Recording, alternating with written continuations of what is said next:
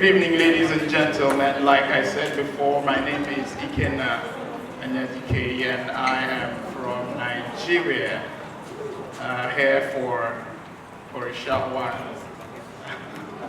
And I am privileged to be the MC and the host of this auspicious second edition of the Nigerian Real Estate and Wealth Expo.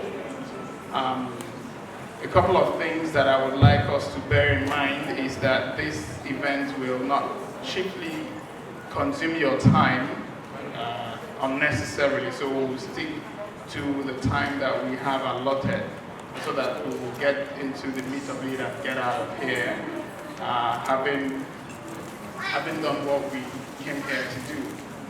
Like I said before, my name is Ikenna, and I want to welcome you to this second edition of this event. Please bear with all of the technical glitches that we are still competent to fix. We are working to make sure that you have a great time this evening. Right about now, I would like us to start with, because this is the Nigerian Real Estate and Wealth Expo, I'd like us to start with the Nigerian national anthem, and it will serve as the prayer, the opening prayer. And we're not going to sing it, we will just say it. Yeah, I know it's going to be a bit challenging, but so can we do it? It starts with "Arise, O compatriots, Nigeria's call of Mope, to serve our fatherland with love and strength and faith." I know. I know some of y'all been away too long, but you know, we'll get it. So let's say 1, 2, ready, go. Arise, O compatriots, Nigeria's call of Mope, to serve our fatherland with strength, with love and strength.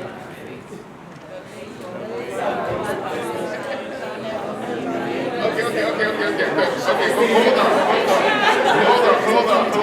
I just figured out that singing it would bring the memory. So let's do this. Let's go. 1, 2, ready, go. Arise, O compatriots, Nigeria's call obey, to serve our fatherland with love and strength and faith. The labor of our heroes past shall never be in vain. To serve with heart and mind, one nation bound in freedom, peace and unity. A round of applause for yourselves and for Majesty. Lead up. I know what let's just get right into it. All right, so the second item on the agenda is the welcome address by Mrs. Mope Kolalawal. So I'd like to call the convener of this auspicious event, Mope Kolalawal, to come take the welcome address. Come on, let's make her one.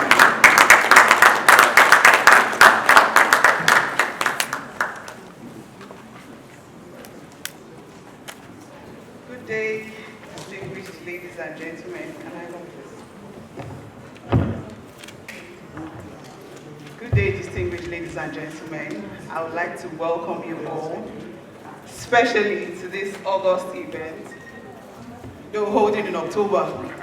I would like to appreciate you for taking out time out of your busy schedules to be here today. And may I assure you that it's going to be totally worth your while, and it will be a good investment of your time. So this initiative was born out of the need to address two major issues. First is the need to upgrade the experiences of Nigerians in the diaspora as it relates to real estate investments back home. And by upgrading, I mean from whatever the current state is, whether from bad to good, from good to better, or perhaps from better to excellent. Now, throughout my traversing the USA, and based on our wider consultations and surveys, it is obvious, and we have realized that the sad tales outweigh the good ones. And it's for this cause that my team and I seek to adequately inform and educate by creating a platform such as this, where industry leaders and stakeholders can come together and clear the pathway for better and easy navigation of the Nigerian real estate market. Because I believe that if we know better, we will do better. The second reason is to encourage Nigerians here that as they work so hard, long hours and all, they're not just inclined to making more money and more money and more money, but that they leverage same to create wealth for themselves and for their generations to come by investing in safe and secure real estate investments back in Nigeria, especially considering the significant dollar to exchange value rate, and also the low entry points that just anybody can key into, and also the diverse opportunities that are available in the Nigerian real estate market. Now, there are so many opportunities, and I'm going to allow the speakers to do justice to all of that during the course of the presentation. There are, last year during the workshop, we had this conference last year, and we have some of our clients that invested then, and they've seen their investments grow by over 30%. I have a friend in the room that invested in a plot of land about 12 years ago for less than ₦1 million, and he valued the same about some weeks ago, and the same was worth 75 million. Now, I'll leave you to do the maths. So there are so many opportunities, and you will soon see from our speakers. Now, this event is a product of passion and a lot of personal sacrifice and shared commitments from our partners that have flown all the way from Nigeria. It is our desire that we are able to restore confidence and ensure and encourage Nigerians living in the diaspora to start investing back home as a lifestyle. Thank you. Thank you very much.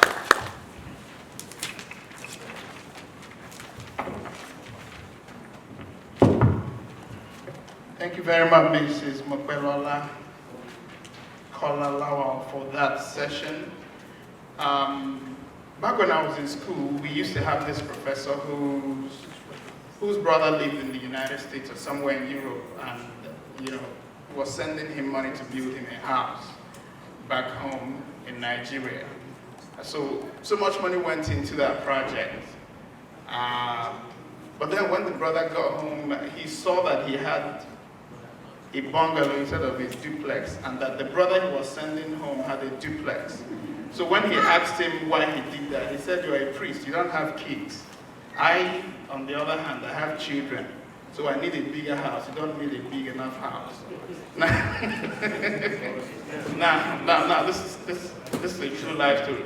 Now, this underscores the importance of you having boots on ground, beyond family, that you can be pumping money. I mean, if you've done some investment back home in Nigeria, you would have, you would know that it is a recurring thing that happens, that the amount of money you pump home, in some cases, does not equate the work that you see on ground.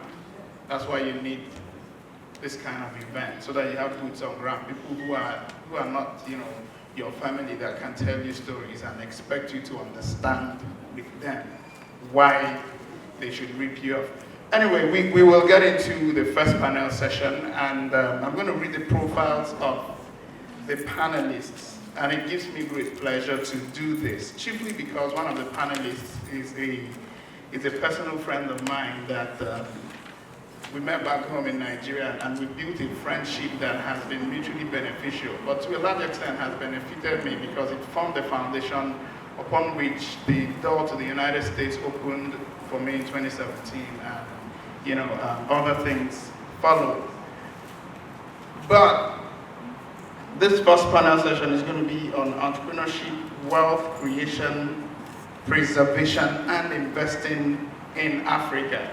So here are the panelists, and I'm going to read, there are two of them. The first one is Chico Abengoe. And here is who Chico is. He's the CEO of Perfect Office. Chico, as is popularly called, is the founder stroke CEO, Perfect Staffing Solutions Limited Liability Company, and Perfect Office Solutions Limited Liability Company. Both companies have a combined revenue of about, check this out, $5 million yearly. That's a lot of money right there. He graduated as a scholar in the 10K Small Business Program by Goldman Sachs in partnership with Warren Buffett and Michael Bloomberg.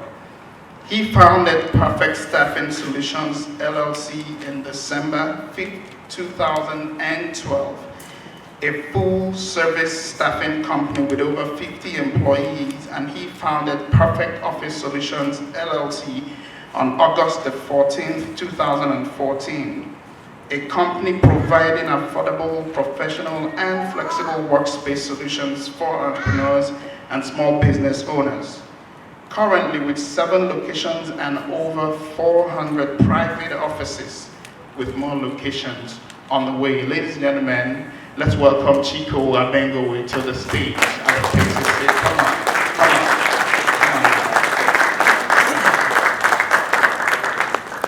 Interestingly, I'm going to be moderating that panel session, and already I'm feeling a bit, All right, so the next person that I will read his profile is my personal friend, Deepo Adesina. This is how he introduces himself here in the United States, but it is actually Deepo Adesina. Just so you know. Now, Deepo is an author, a serial entrepreneur, a coach, and an inspirational speaker. He has the gift of being able to merge his business, academics, and life experiences to create a lasting impact on his audience. And this has made him an increasingly sought-after speaker. For over a decade, Deepo Adesina has been developing small global businesses and empowering millennials around the world on the importance of investing and owning a business.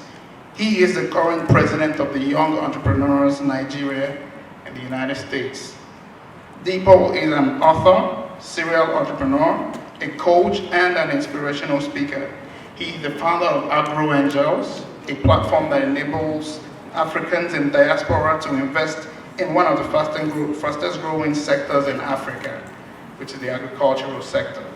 He is also one of the executives at Guru Ride, the first ride-sharing company in Africa that is dedicated to reducing carbon emission by offering alternative means of transportation with electric and smart bikes and electric scooters. Ladies and gentlemen, let's welcome Deepo Adesina to the stage. So here's what I'm going to do. I will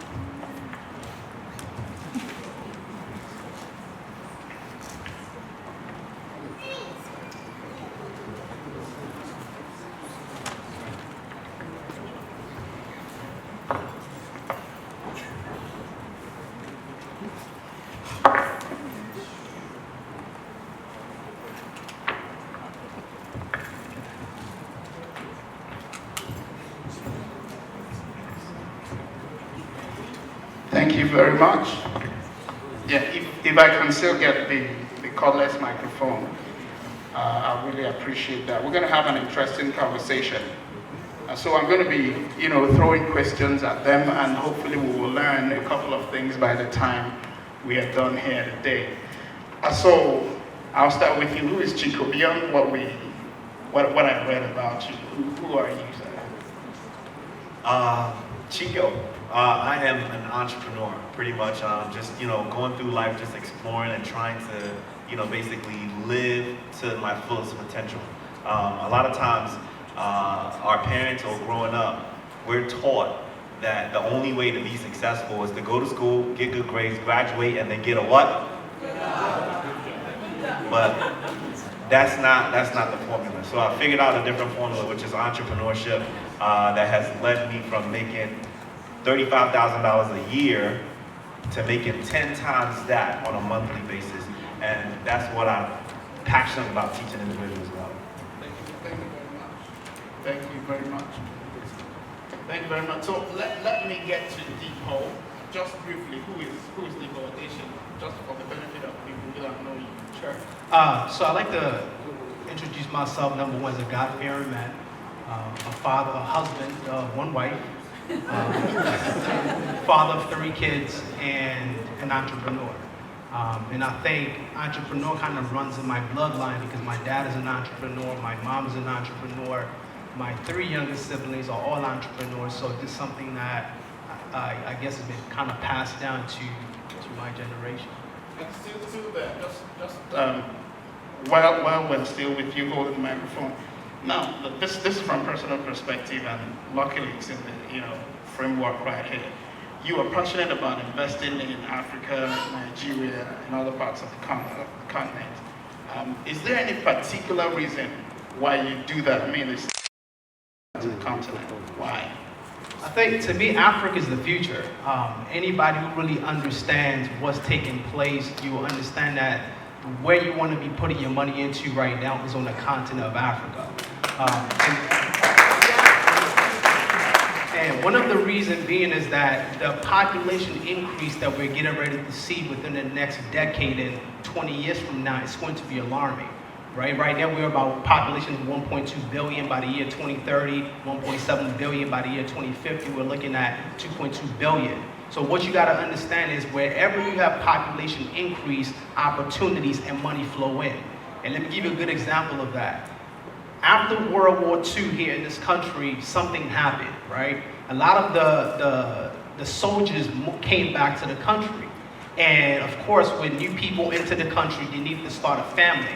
That's where we get the terminology baby boomers, because they started having a lot of babies, a lot of children. Now, when that happened, it created a lot of opportunities, a lot of industries that didn't exist prior to that point. Because now you need more schools, you need more food. Everything basically increased because the population increased. So people who understand what's taking place in Africa right now, when I say people, I'm talking about Asians. Massively, they are moving. I just came back from Nigeria 2 weeks ago, just came out from Rwanda 2 days ago, and every single time I got on a plane, I'm seeing Asians. So the question you ask yourself is why they go to Africa? They don't have a family down there, but they understand the opportunities, they see the future of Africa, so they're properly positioning themselves now for what's to come. Thank you very much. We'll get back to that. You're going to have to string all of that together. But Chico, over to you. You started investing at age 23. Why did you jump right into that? How come you did that, rather? So when I got out of school, one of the things that I started doing, of course, is working.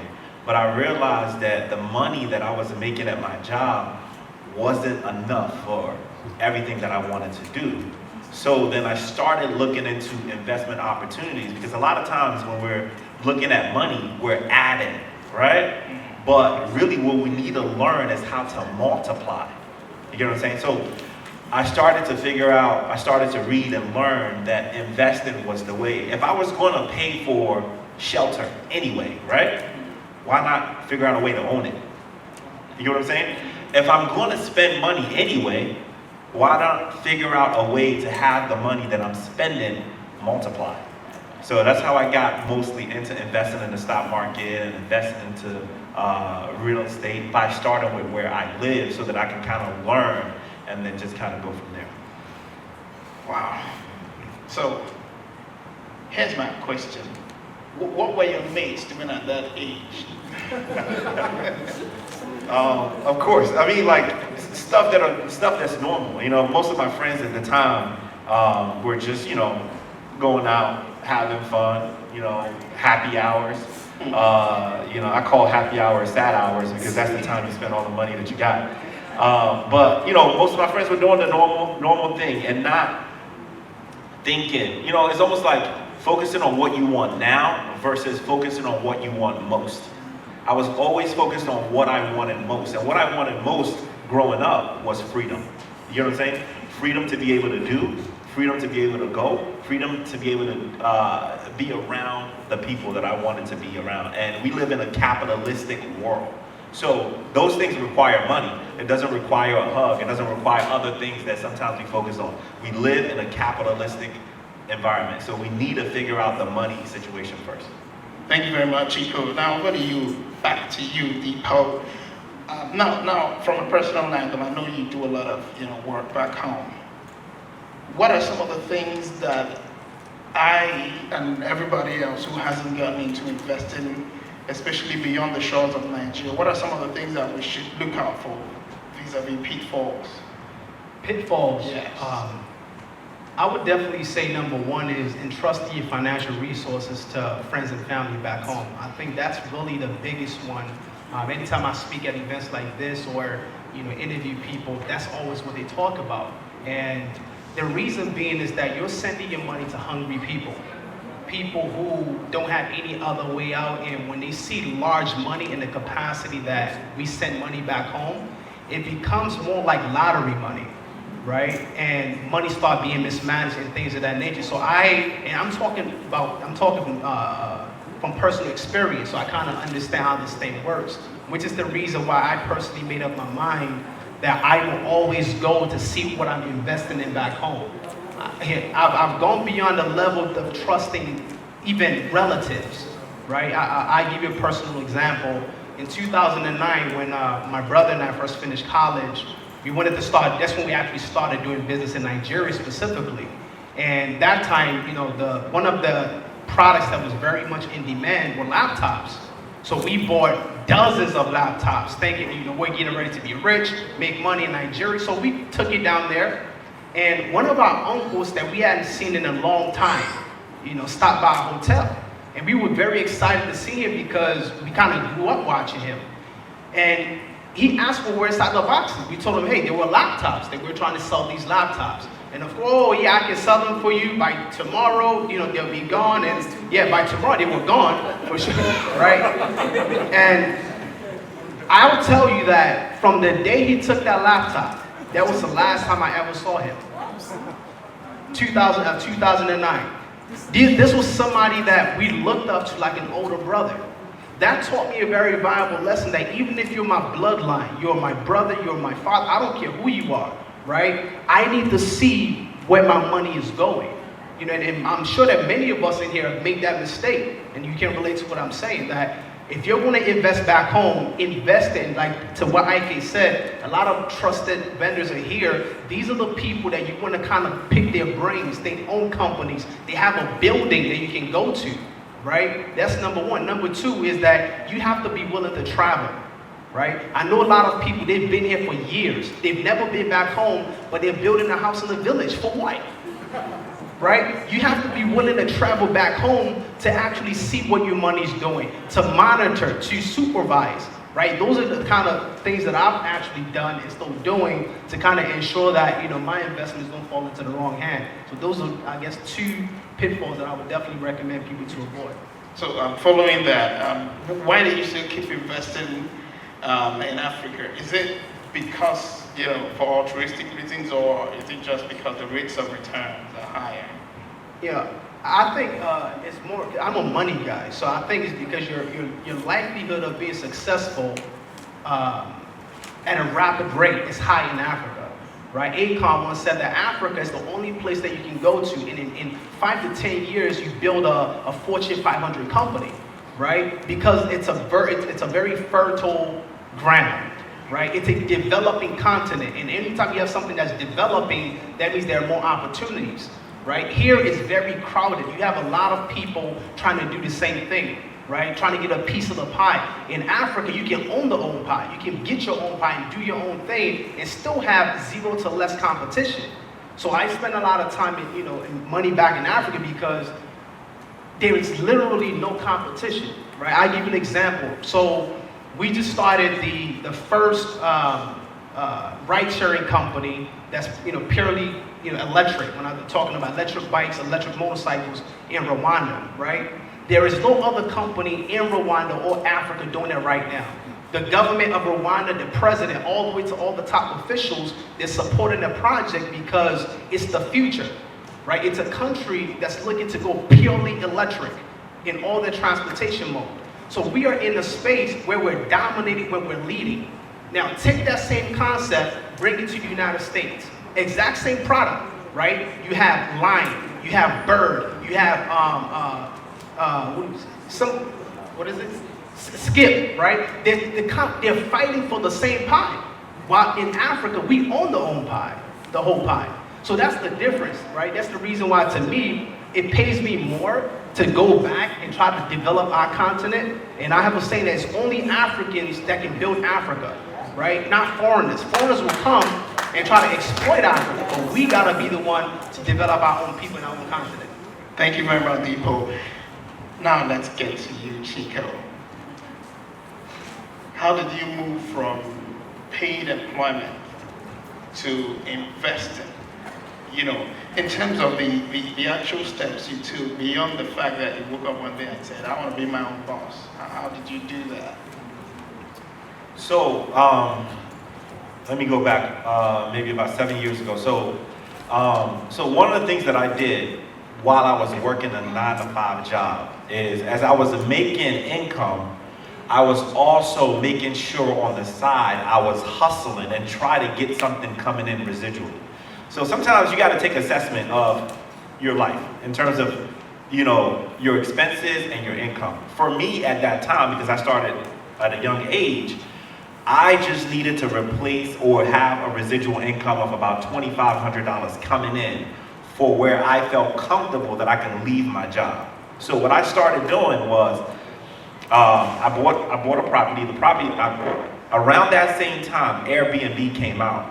So I decided that, and this was a nice place. Imagine having to leave my penthouse condo just to move back in with my mom.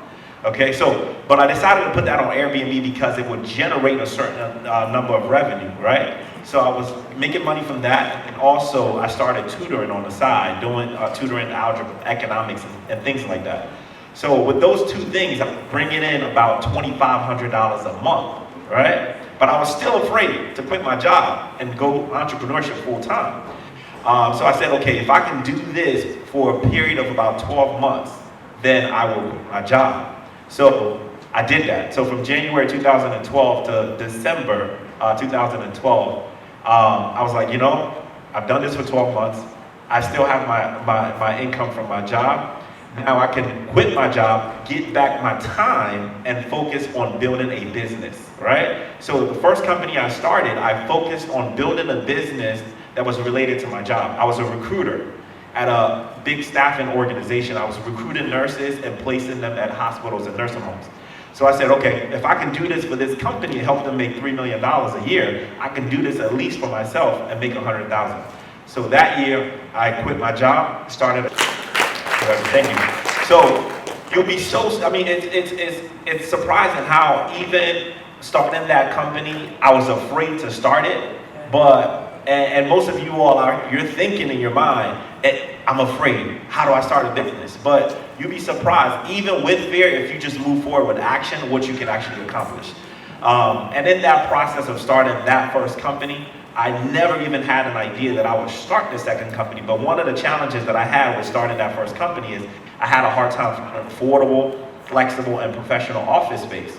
So when I had built that first company, I said, okay, now, what other company can I start? What other business can I start? You always want to be thinking as an entrepreneur, which is, there's always a problem.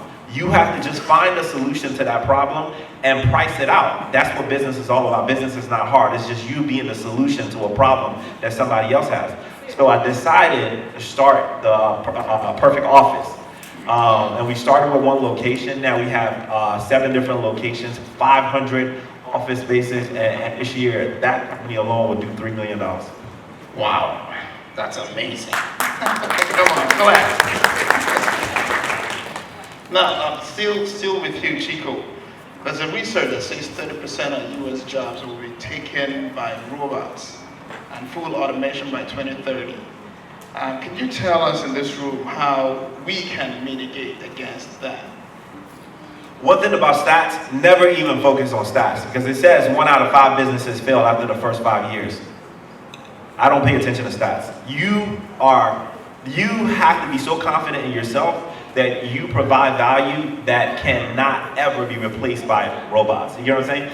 Even if 30% of the jobs are replaced by robots, there'll be new jobs that come. You know what I'm saying? So I wouldn't say that's something to worry about. You know, just make sure you invest in yourself and make sure that you're valuable to something or someone, and you won't have any problem. Thank you very much, Chico. Back to you, Deepo. What are some of the profitable sectors on the continent of Africa that you would like to share with everybody in the room? You know, some of those viable places. Yeah, I think one, I can only speak to what I do, but I think one is definitely agriculture. And the reason being is that people must eat, right? And anytime that you have a continent such as Africa where they still import a lot of their food, then once again, that's an opportunity. Now, what actually got me into agriculture was that in 2016, I read an article that by the year 2050, Nigerians will starve to death, right? And when I just read the headline, so I continued to read this article and I discovered that one of the challenges in Nigeria was food, right? Still importing food and things of that nature. And for me, I've always had the ideology that farming was for people, older people in the rural areas. And at that point, I knew that anybody who's looking to really create wealth on the long term need to start looking to tap into the value chain of agriculture in Africa. So I called one of my cousins who I haven't seen him in over 20 years, who quit his IT job to become a farmer. So from that conversation, I was able to immediately purchase like 20 acres worth of land in Nigeria, and we started cultivating plantain. That's kind of what got me into the agriculture sector.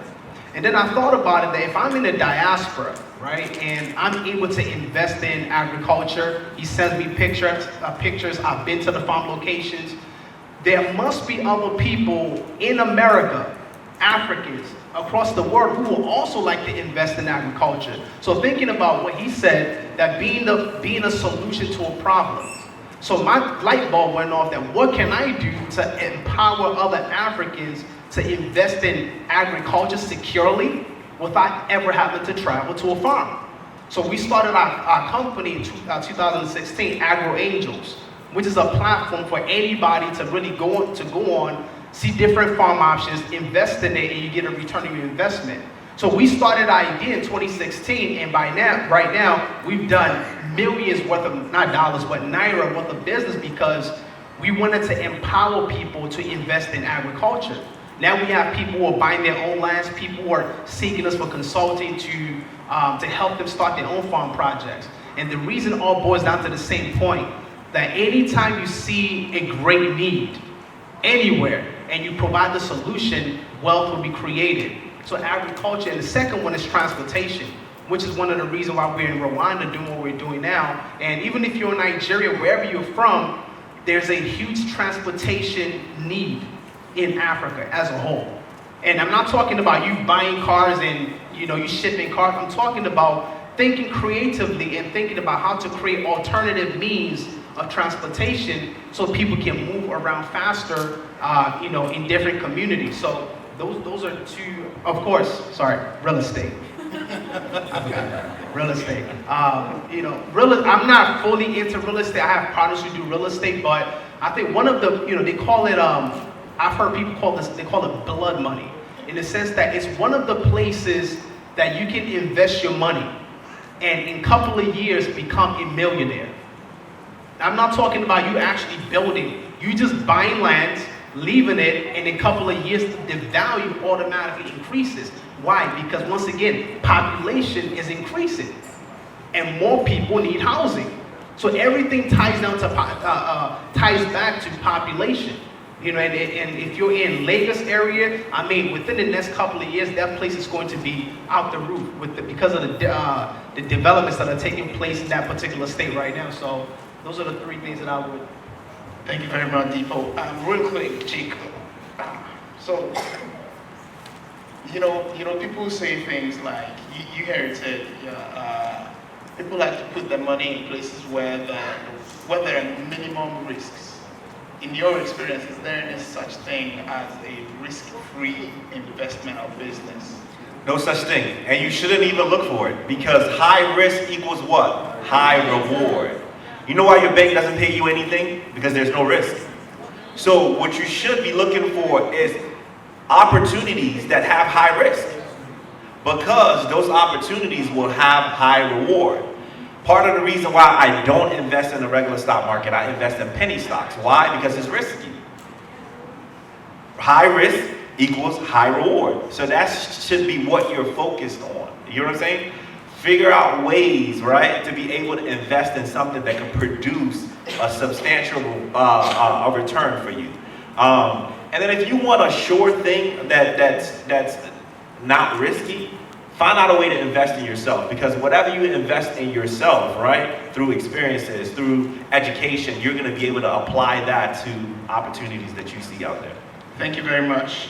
Because of the fact that we don't have all day to do this, so I'm going to ask Depot to give us his last words, after which I'm going to come back to you, Chico, for your last words, and then we'll wrap up this session. So, any last words you got, Depot? Yeah, if you've been working in this country for 10, 15 years, and you're still struggling to make ends meet, the chances are that those ends will never meet. And the truth of the matter is, the United States it's a system to keep you working in the same cycle. And the only way to become wealthy, is to do two things. You own a business, or you invest in something. If you don't do one of those two things, you will continue to work for the rest of your life. And from my perspective, the best place to invest your money right now, I'm not getting paid by any country to promote any brand, is Africa. If you can't go to Africa to invest, find someone who is doing exceptionally well in whatever country you decide to invest your money in, trustworthy organization, and put your money there. And like Chico said, let your money work for you. That is the only pathway to financial freedom. Own a business or invest in something. Thank you. What are your last words, Chico? What are your last words? Depot's right. Last words is stop thinking and do. I'm going to say it again. Stop thinking and do. Most of us, right, what we focus on is acquiring knowledge, acquiring knowledge, acquiring knowledge, acquiring knowledge. You have all the knowledge that you need. Just go do something. Stop being knowledge constipated. And go do it. Thank you very much. Ladies and gentlemen, let's give a round of applause to both of them. While they prepare to leave the stage, and So, about 16 years ago, I was an intern combing the streets of Lagos, looking for a real estate company to train as a real estate professional. And after visiting about 7 firms, if I can remember, I began to doubt, like, did I choose the wrong profession? And then finally, by some recommendation, I got a call to visit this real estate company. And then I go there, and then it's just different. I see excellence, I see class, I see real estate on a global scale. And I'm like, this is it. This is where I'm supposed to be. And little wonder I'm doing what I do today. They said what you learn is as important as who you learn from. So it is my greatest honor and privilege to have in our midst today my boss, once a boss, always a boss, my coach, my real estate mentor and role model, Mr. Benga Olaniyan. He is the the principal partner of Bingalani and Associates, Estate Surveyors and Valuers, and the chairman, Board of Directors of Estate Links Limited, International Real Estate Consultants. Estate Links is the international arm of the real estate practice with offices in England, Philadelphia, USA, and affiliates in South Africa. Bingalani and Associates was voted Firm of the Year in Lagos State by members of the Nigerian Institution of Estate Surveyors and Valuers for 2017 to 2019. He is a fellow of the Nigerian Institution of Estate Surveyors and Valuers, fellow of the Royal Institution of Chartered Surveyors, International Institute of Rating and Revenue Valuation UK, and International Real Estate Federation. Benga is regularly invited to corporate events to speak on real estate and construction, the most notable being the Africa Day at the London Business School and Harvard Business School, respectively, where he was a guest speaker and given a rating of outstanding by the African Students of the Institution 2012. A graduate of University of Lagos, greatest Akokite in the house. He has attended several executive courses over the years, including the Lagos Business School for the Chief Executive Program, the University of Liverpool, UK for his MBA, and the Harvard Business School, Boston, USA. Ladies and gentlemen, I present to you Mr. Bingalani. Such a pleasure. He's coming all the way from Nigeria. All the way from Nigeria.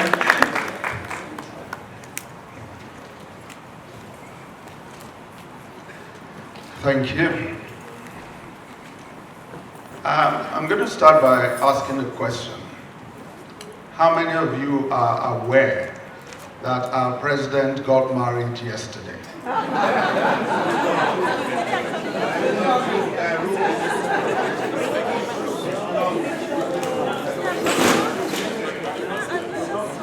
You see, the major problem that I believe we have in Nigeria is the fact that there is a dearth of true information for those in the diaspora. When I heard that news 2 days ago, I burst out laughing. And I said, my country has not become that bad, that our president will get married to a serving minister. And so many people picked it up. It went viral.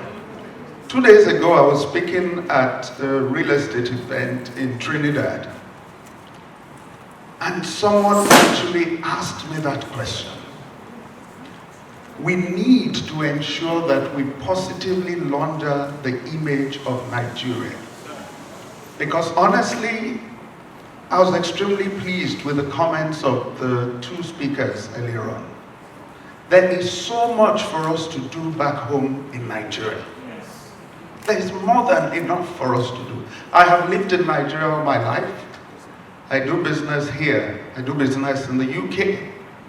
But I tell you, a couple of friends asked me earlier on today, when are you leaving? I said, I'm flying out tomorrow because I can't wait to go back to monitor the great investments that I have in Nigeria. Well, let me start. I have a few slides to share with you. I'm going to start with a few statistics that will tell you about this great country we call Nigeria. The first one is that we have a housing deficit of 17 million homes. 17 million. I mean, the question some people would ask is, are you saying 17 million people are homeless? No, what we are saying is you need 17 million homes so that those who live 15 in a room would actually have what, bodies like the United Nations will consider as decent accommodation. 16,000 babies are born daily in Nigeria. We are very busy people. 16,000. That again tells you about the population that you were talking about earlier on. And Nigeria has the world's fastest growing, can you change the slide please? World's fastest growing middle class. Next slide. Now, the ranking of doing business in Nigeria. Again, this might seem like bad news for us, out of 190 economies. When you look at that, you will see that it's only getting credit and protecting minority rights that we actually are in the top 100. You might then ask, but there's no mortgage system in Nigeria. This was actually done by the World Bank, and the credits they were talking about was if, for instance, you want to borrow money for your business. But protecting minority rights, you see, despite my glasses, I can't see from here. I think we're rated 75 out of 190 countries. But let's move on. What are the challenges of real estate in Nigeria? Because a lot of us have actually faced a number of those challenges. The first one I'll talk about, which we all know about, is the poor infrastructure. Again, that is for the government to take care of. The currency risk, and I'm going to talk about the antidote to the currency risk in a minute. Corruption. Now, 2 days ago when I spoke at that conference in Trinidad, one of the things I said, I turned to the crowd and I said, I'm sure you have no corruption here. That was the first time they laughed. The question is, how exaggerated is the corruption?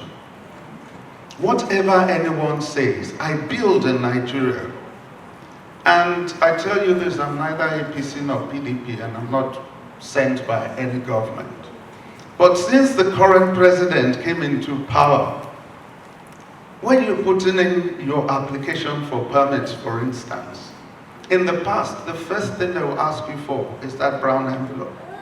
Now they have become scared because they know Big Brother is watching. Things have not changed, honestly, but things are getting better. And I strongly believe that they can only get better. So we go to image issues. We're talking about the same thing. Image. Who are the people to talk positively about your country? I had to send a lengthy message when all the guys I met in Trinidad said, oh, you are Nigerian. You are a Nigerian. I said, yes. I said, wow. Nigerians here are great. The best doctors are Nigerians and Cubans. And that's all they know about Nigerians in Trinidad. Obviously, our 419 boys have not gone in there. But hey. Another thing you need to let people know, for goodness sake, is we're 200 million people. It only takes 20,000 bad eggs to mess up the image of 200 million people. I'm going to pick some of these Caribbean islands where the population is 70,000.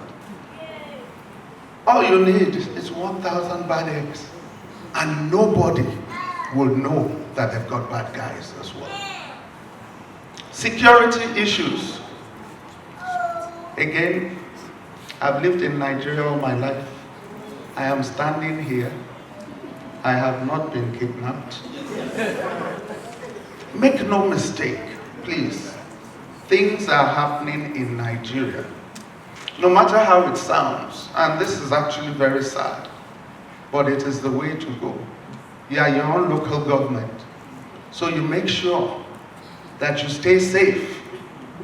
You make sure that you drive the kind of car that at least your door will be this high.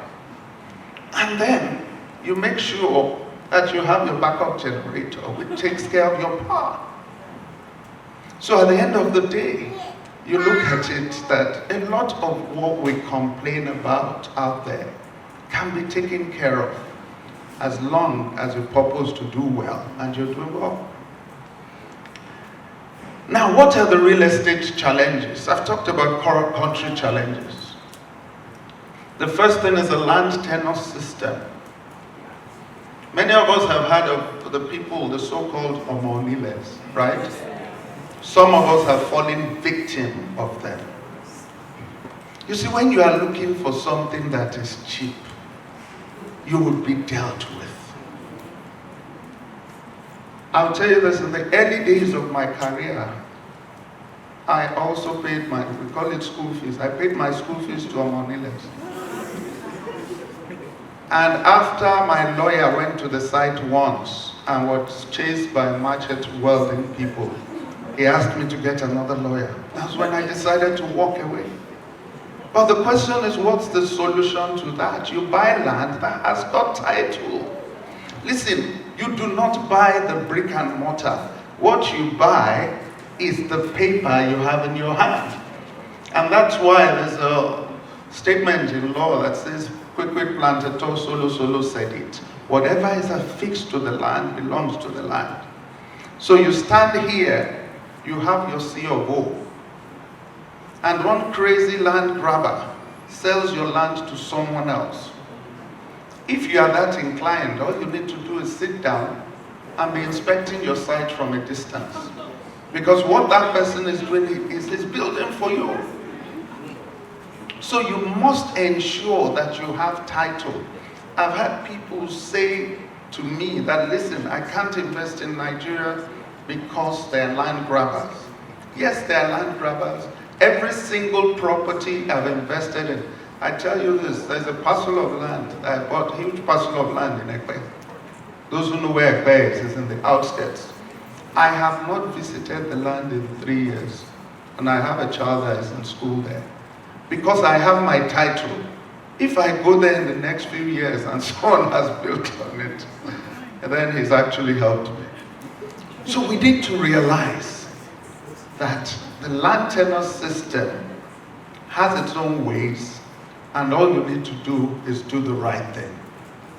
Lack of friendly finance. And I'm going to combine that with mortgages when I get there. Yes, we have a lot of uninformed vendors. I mean, you see a property and someone says, I want to sell it for 100 million. And you wonder that what planet did this guy fall from? This property is probably worth 50 million and is trying to sell for 100. But in our country, you find people saying, let him come and price it now. How do you start from 100 million to 50? But what I always encourage people to do is to employ the services of the valuer, which is what you'll do here. You get an appraiser. And once you do that, obviously, you'd make very little mistakes. Then, of course, I've spoken about land grabbers and the currency risk. Talking about currency risk, I'm going to share a slide with you. Can I have the next slide, please? I'm sure some of you have seen this. This property is not for sale by the buyer. And this is a saying that I really love. I've made mistakes in the past, and I've learned. If you're not making mistakes, take it from me that you're not making decisions. What you need to do is ensure that you mitigate those mistakes by moving in the right direction. Now, I want to talk about real estate as a hedge against currency devaluation. You see, one of the things I've had people saying is, yes, I bought a parcel of land for 1 million. It has become 10 million. But what was the value of the naira when you bought it for 1 million? In real terms, if you convert it to the dollar, you are not going to get what you invested. But I'm going to share a few stats with you. Can I have the next slide? Now, this is for a 4-bedroom, semi-detached house in Dolphin Estate in Ikoyi. In 1993, which was the year I set up my practice, this wing of duplex was sold for 1 million naira. The naira to the dollar was 22 to 1. So if you bought it at that time, you would have bought it for $45,000.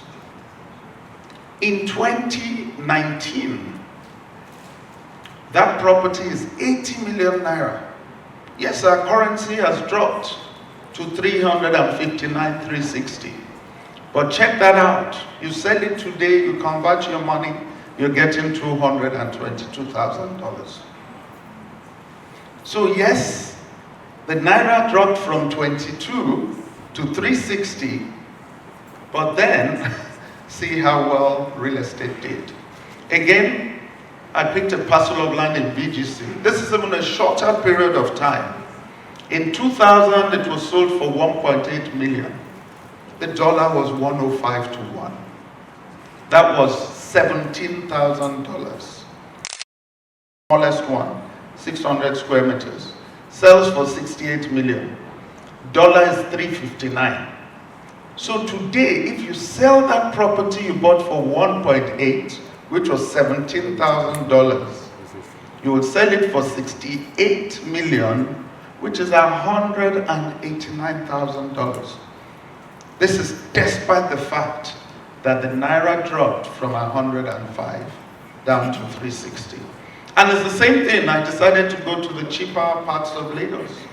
A plot of land in Abidjan, 1993, was 50,000 Naira, which was $2,000. Now it's 10 million Naira, which is $27,000.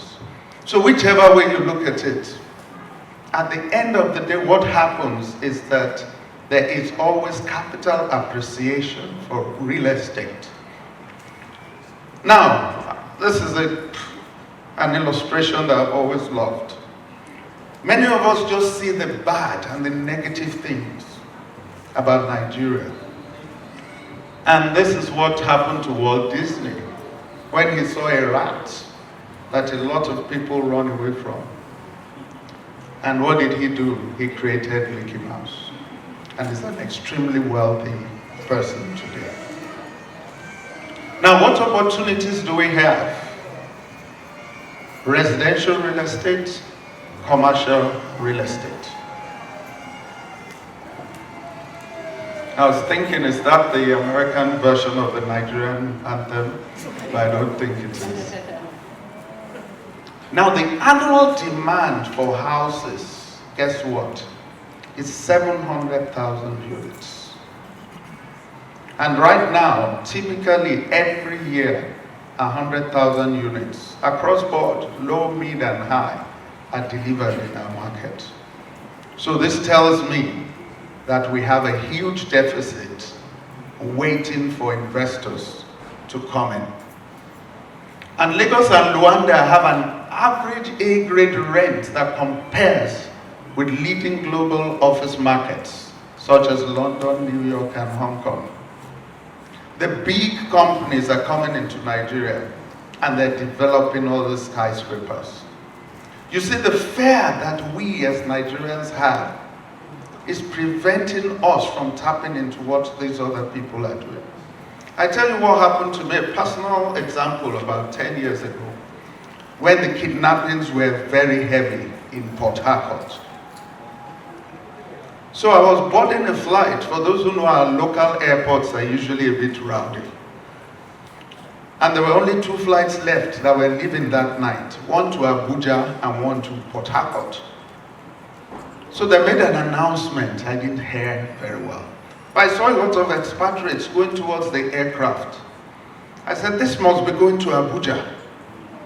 Because no, can I say Oyibo here? Because no Oyibo man can be going to Port Harcourt.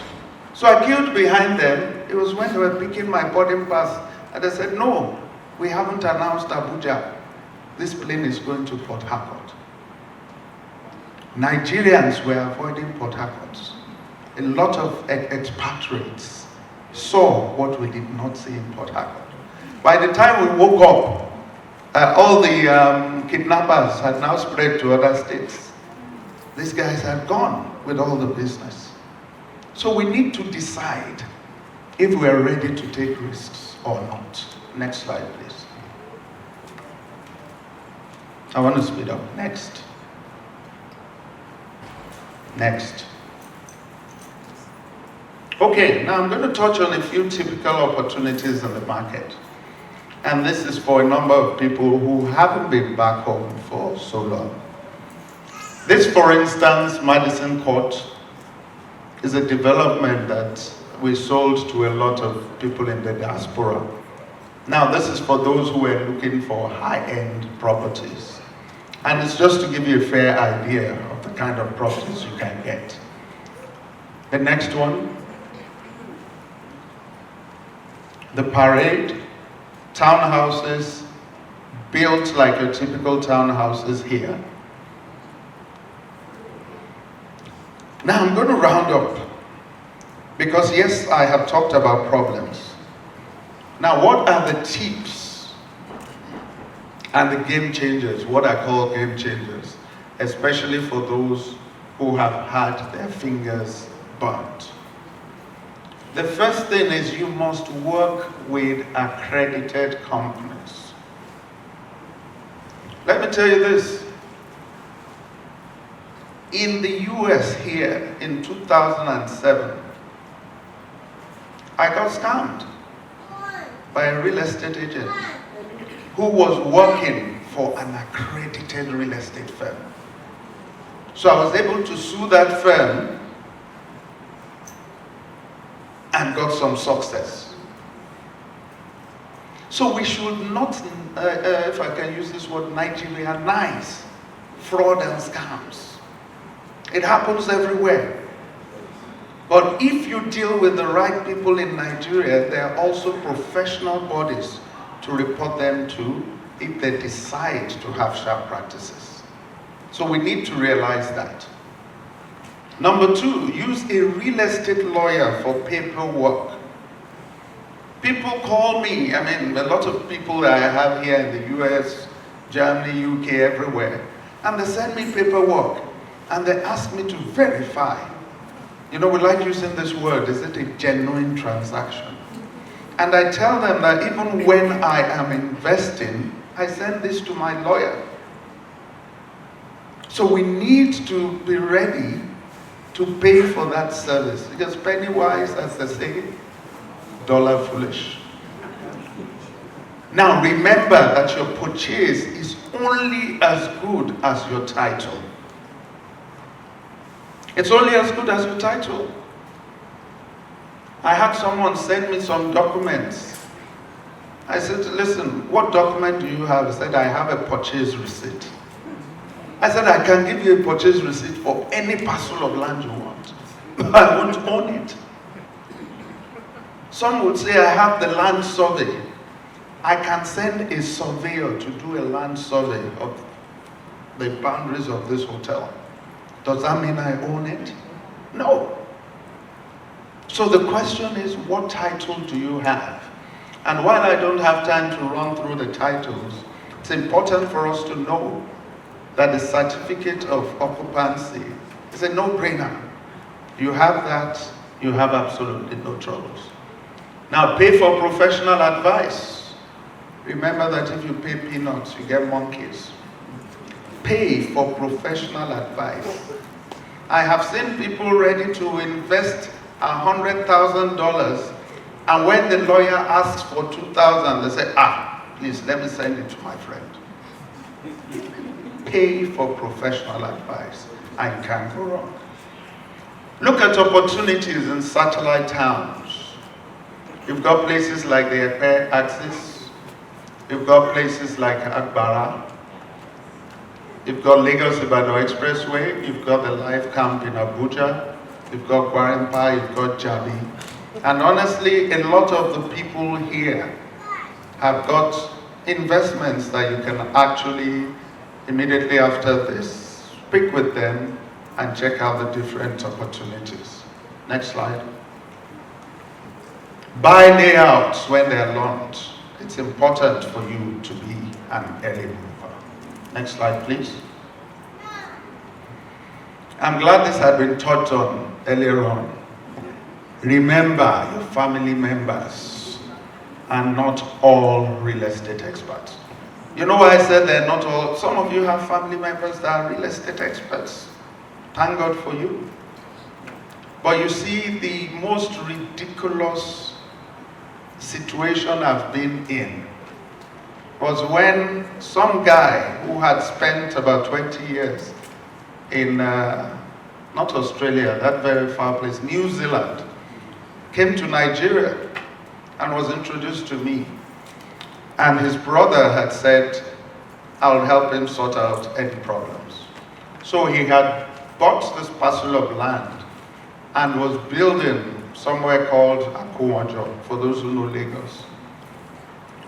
So he came to me in the office. I said, okay, let's drive down there.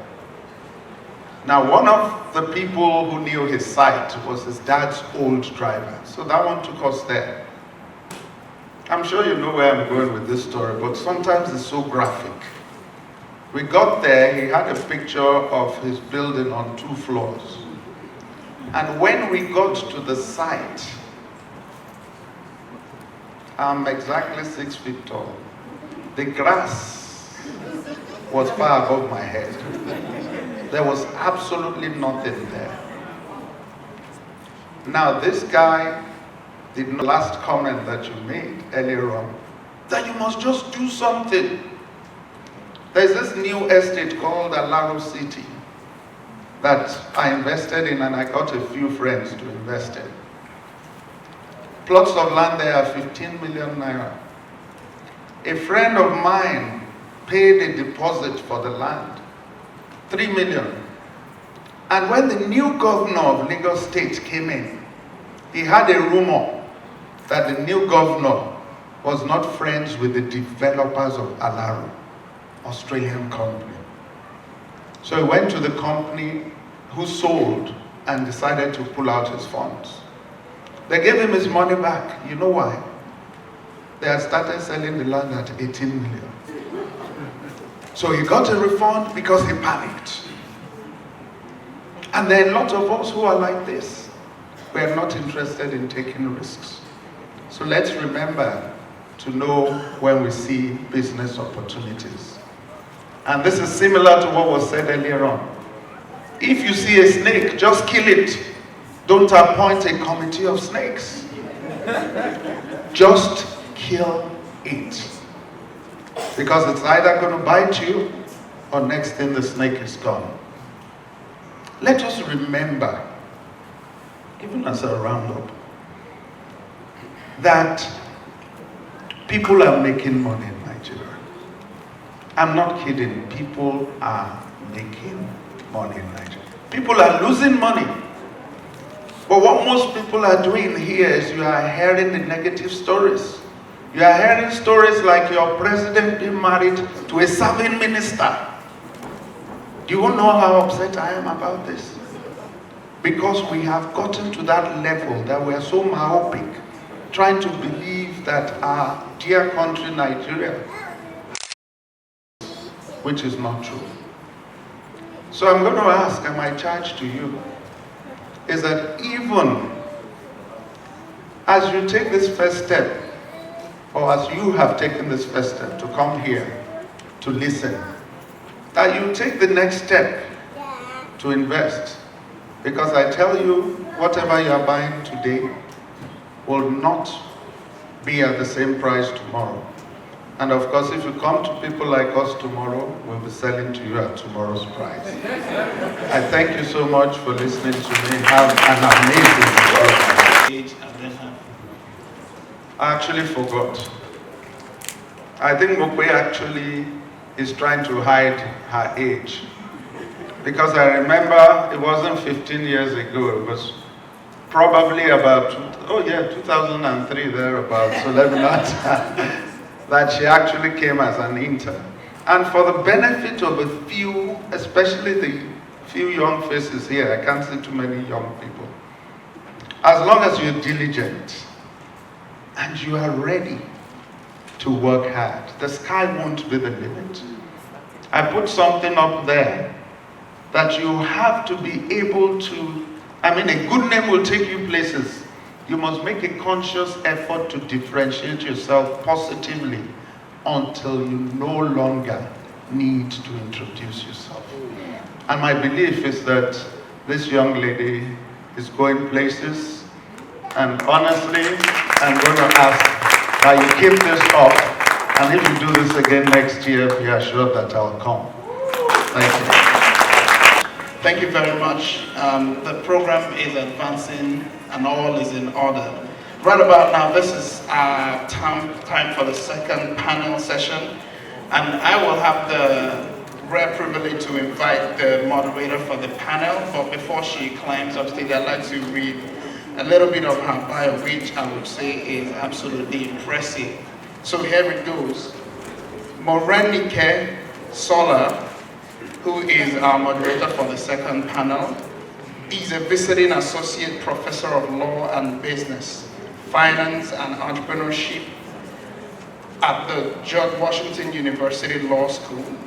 She is qualified to practice as a barrister and solicitor in Nigeria, and she obtained her bachelor's degree in law and business at the Coventry University, UK. She also holds a master's degree in business and finance law from the George Washington University Law School. Prior to joining GW, Morenike practiced as a banking and finance lawyer in a commercial firm in Lagos, Nigeria. Morenike's research interests are international investment law, international taxation laws, and securities laws. Ladies and gentlemen, Mrs. Morenike Sola. Thank you all so much for coming. I'd like to thank Mr. and Mrs. Lawal for this wonderful opportunity to moderate this session. And Mr. Lawal is actually a friend of mine. We were both students at GW Law, a few years ago, but now I'm seeing the great things he's doing. So very quickly, I'd like to invite the panelists for this session. The first panelist I would like to invite up is Mr. Kennedy Nandi. Mr. Kennedy is an astute and accomplished real estate developer in Nigeria. He's a Harvard-trained entrepreneur. Let us clap for you.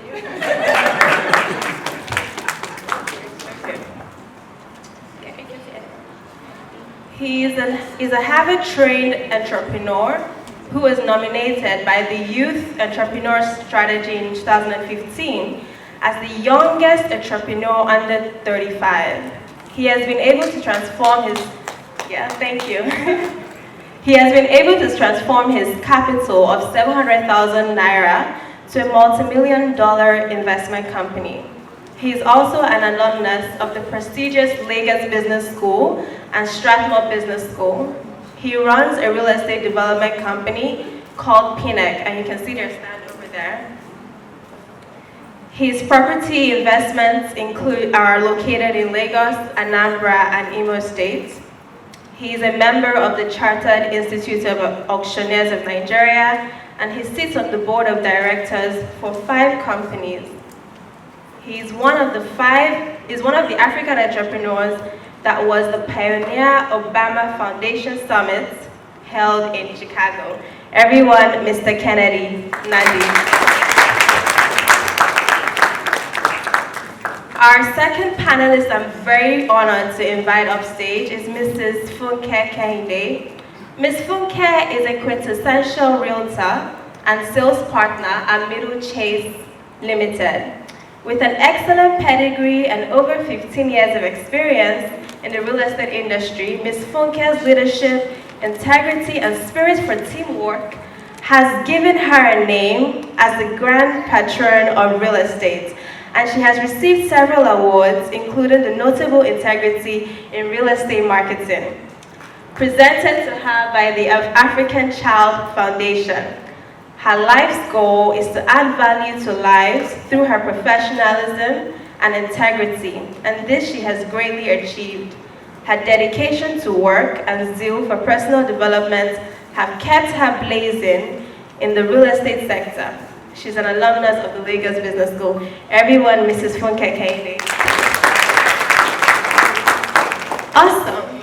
So we've had a very interesting overview of the real estate sector in Lagos, Nigeria by our honorable, shall I call him keynote speaker or chairman, Mr. Gbenga Olaniyan.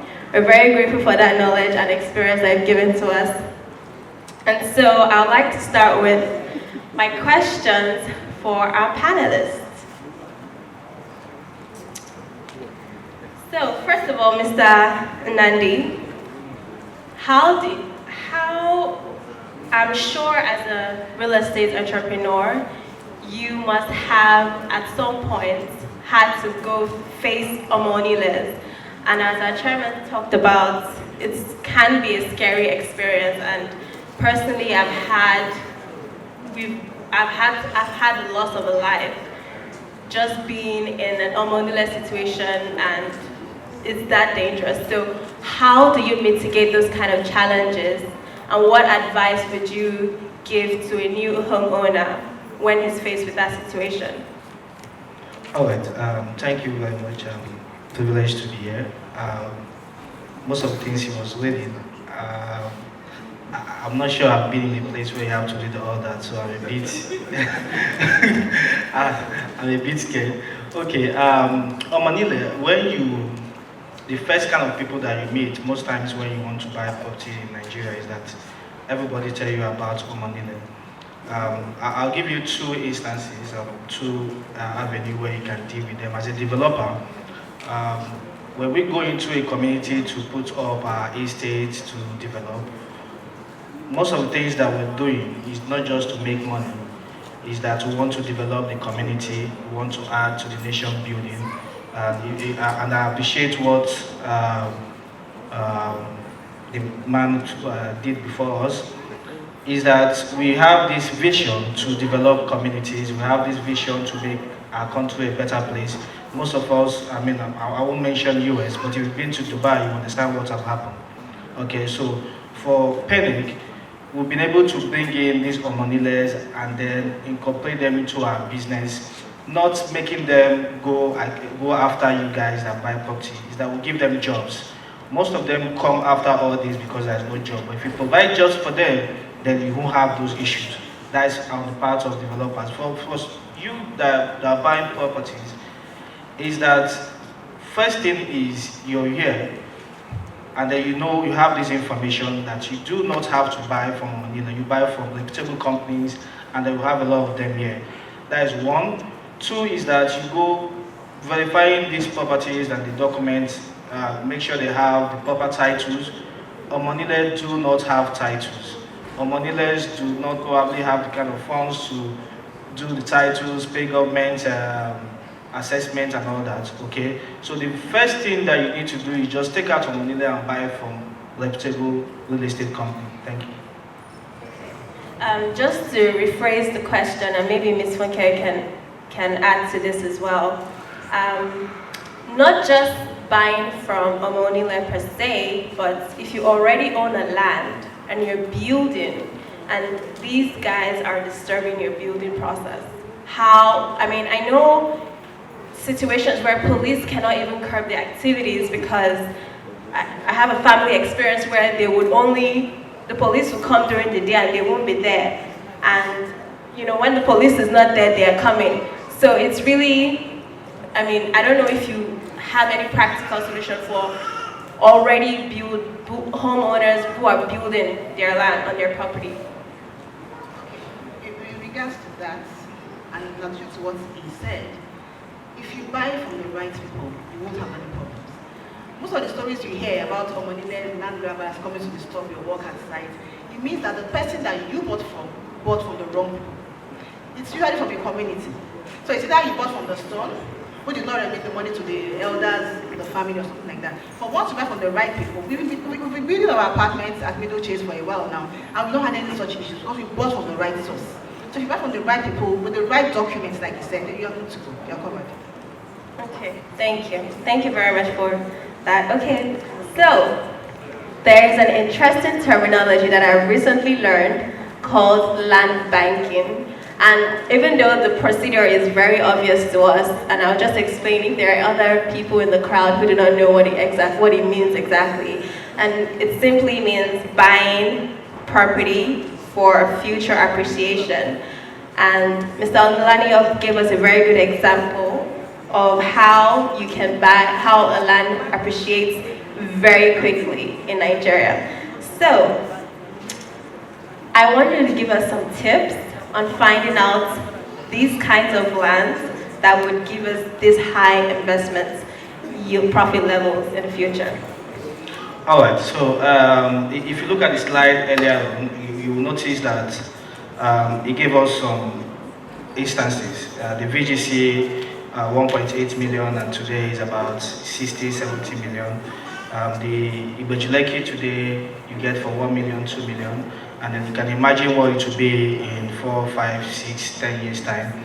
So the clear indication of what land banking is that you buy this plot of land and then you leave it over some time.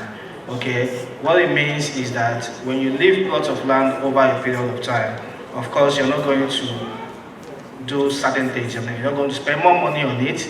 You're not doing maintenance on it. You're not probably going to paint it. You don't need to paint it.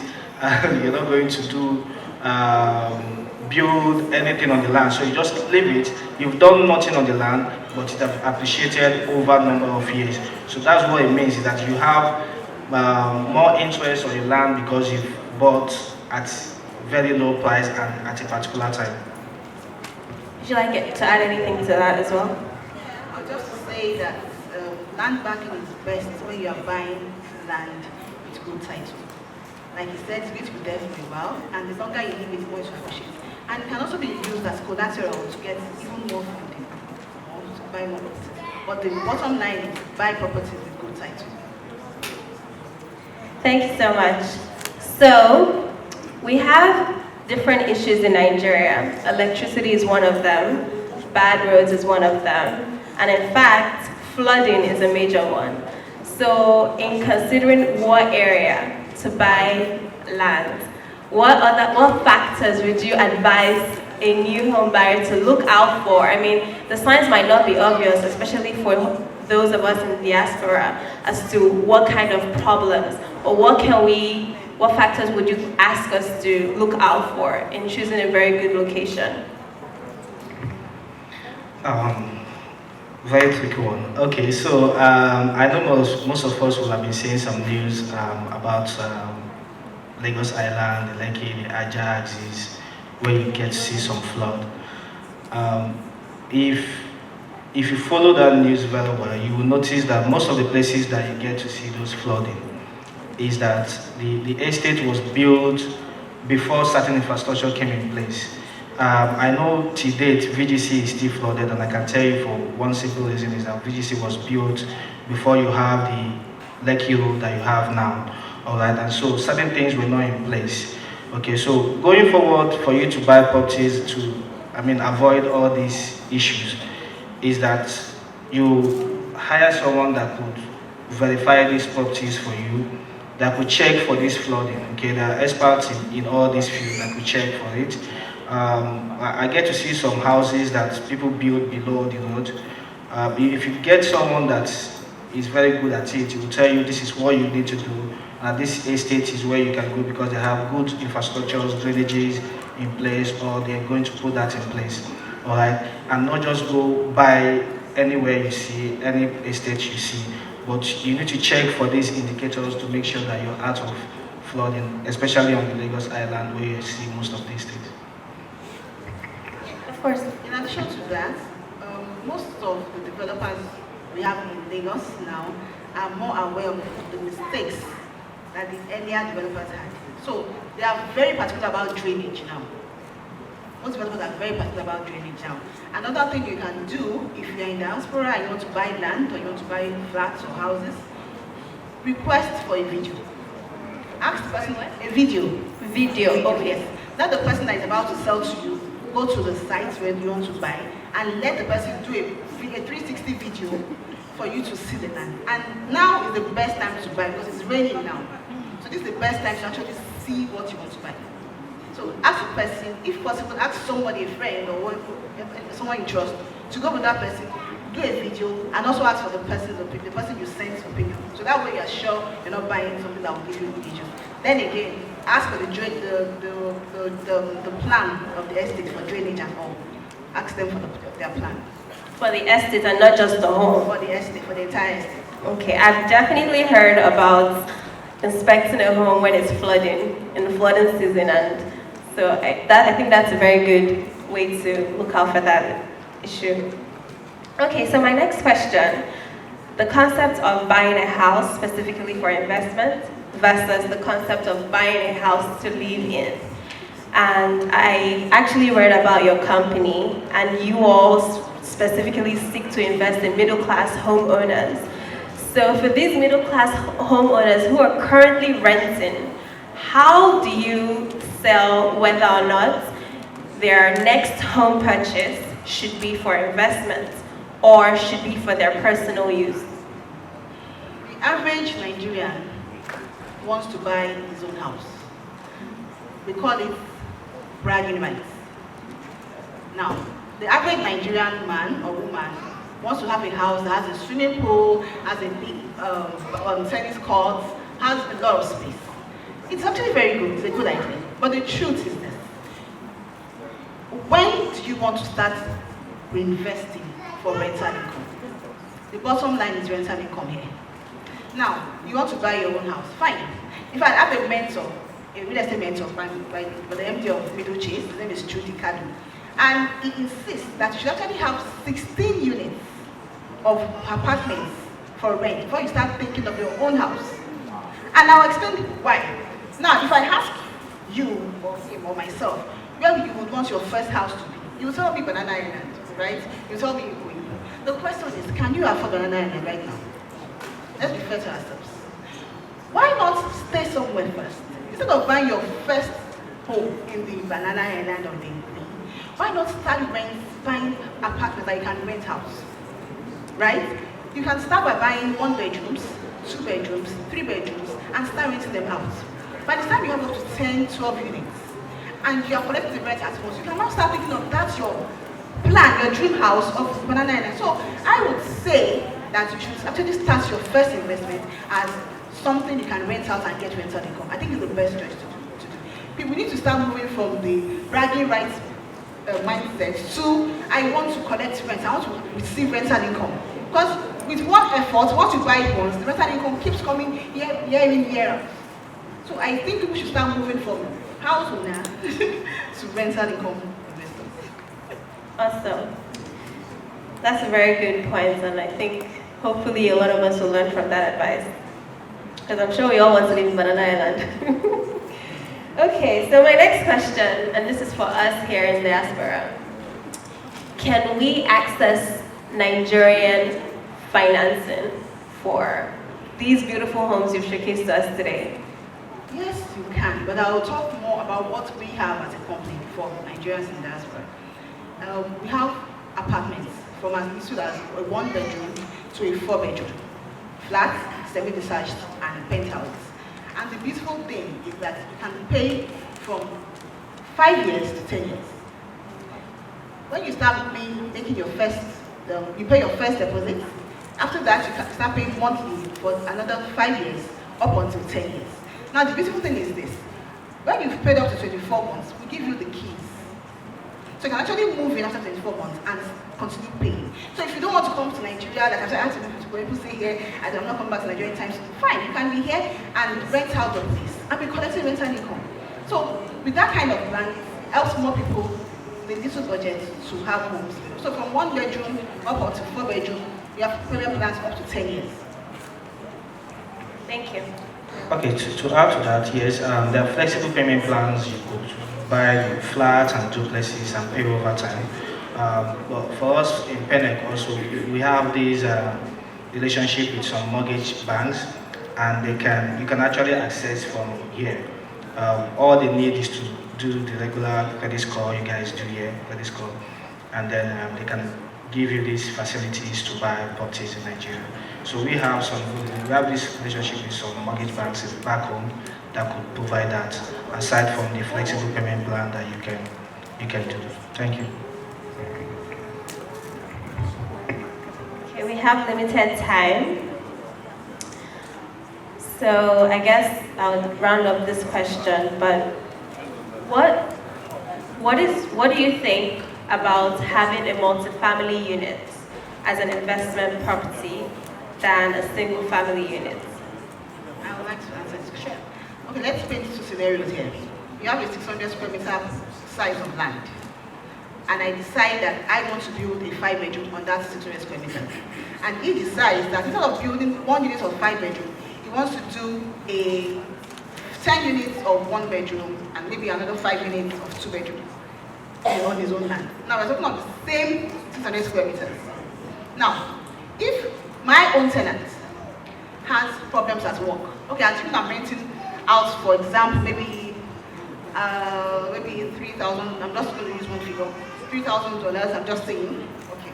Now, and he pays the first year, he pays the second year, but the third year, either he's out of work or something terrible happens, he's not able to pay. That's one scenario. Now, he that has built multiple family apartments on the same plot of land, there is no way all of them will have a problem at the same time, right? That means that way he is an advantage over me, because at least 80% of them will pay. While I have to fight my own one tenant. That's why we tell our clients at Middle Chase that it's better to invest in multi-family units. You're not the one living there. Second, it's easier to get someone to pay for a 1-bedroom or a 2-bedroom than a 5-bedroom. In Lagos, we have a lot of to-let houses that are available for rent, 4-bedroom, 5-bedroom, they are there, nobody's renting them. But it's easier to get a 1-bedroom and 2-bedroom. In fact, by the time somebody's moving out, somebody's already asking you, when can I move in? So that way you are getting your income. It's not, your money is not tied down somewhere. That's why we are Middle Chase prefer our clients, and we advise our clients to invest more in multi-family apartments than one single unit apartment. Okay, so I guess my final question, how do you see the future of rental investments in Nigeria? Where is it going, location-wise, otherwise? I mean, they're in charge of that. The future of investments. Yes. In Lagos, there's a particular location called the New Lagos, and it starts from Ajah up until Ejimeki. And that's where a lot of people are migrating right now. A lot of people are going there right now. And prices there are beginning to pop up now. So I see the future of real estate a lot more from Ajah downward to Ejimeki. And this is the best time to invest. Because a lot of prices are just beginning to go up, and they will keep increasing. Yeah, for those who don't know Ajah, well, it's just a bus stop or two after VDC. So a lot is going on right there right now. For example, refinery coming there, a lot of things. A lot is happening right there right now. So that I believe that's where people should invest right now. Okay, just to add to that, the refinery is coming up, the seaports are coming up. You want to imagine the kind of people that will live there or work there. Alright, so that is the future. Okay, I have a friend that is already planning on collecting in dollars, his rental income in dollars, because you're going to put out these houses to the expatriates who do not have the time to start doing kind of conversion dollar to naira stuff, So they're already thinking in the next 4 or 5 years to collect rental income in dollars. So that is the future. Thank you. Do I have 2 more minutes so I can ask one more question? Okay. So this I know Mr. Onario already touched on this topic on title for property. But other than getting a good lawyer to help you do your research, what advice would you give on making sure you have the best title for your land? Okay, first thing first is you want to buy a property, you need to ask them what title that they have. Okay, like he said, CFO is a no-brainer. I mean, that is everybody knows about CFO. Okay, it's just that in some states you do not virtually see CFO everywhere, and then there are some states you have, like Lagos State have a couple of, Lagos State have the CFO, of course, the governor's consent, the gazette, I know you may not know about this, there is court judgment also, it's a title, alright, it doesn't push you away, I mean, it shows that this particular land has gone through some court cases, and then the court has, declared this person the owner. Alright, so that's for Lagos. Other places you have, I know Abuja have the right of own, and there's CFO also. Abuja will not have governor's consent because there's no governor, of course. Alright, so in the east you have usually the power of attorney, okay, but usually not a title. Okay, the number one thing in Nigeria is just the CFO, and then you can go to the governor's consent as the case may be. And also ask about the track record of the company they are buying from, what they've done in the past, the level of integrity. Okay, thank you so much. I don't know if anyone has questions from the crowd. We are making progress. has it been an is it an exciting time for you?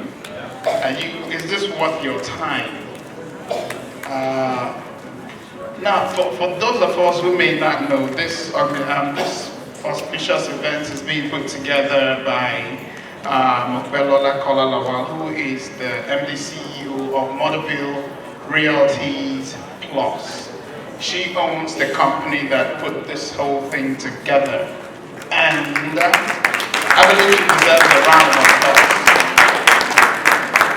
Thank you very much. And I'm going to tell a story to buttress I don't like the feedback I'm getting in this microphone. I'm going to tell a very short story to buttress this. And it goes thus. 2 mice fell into a bucket of milk. One was named Harry, another one was named Gary.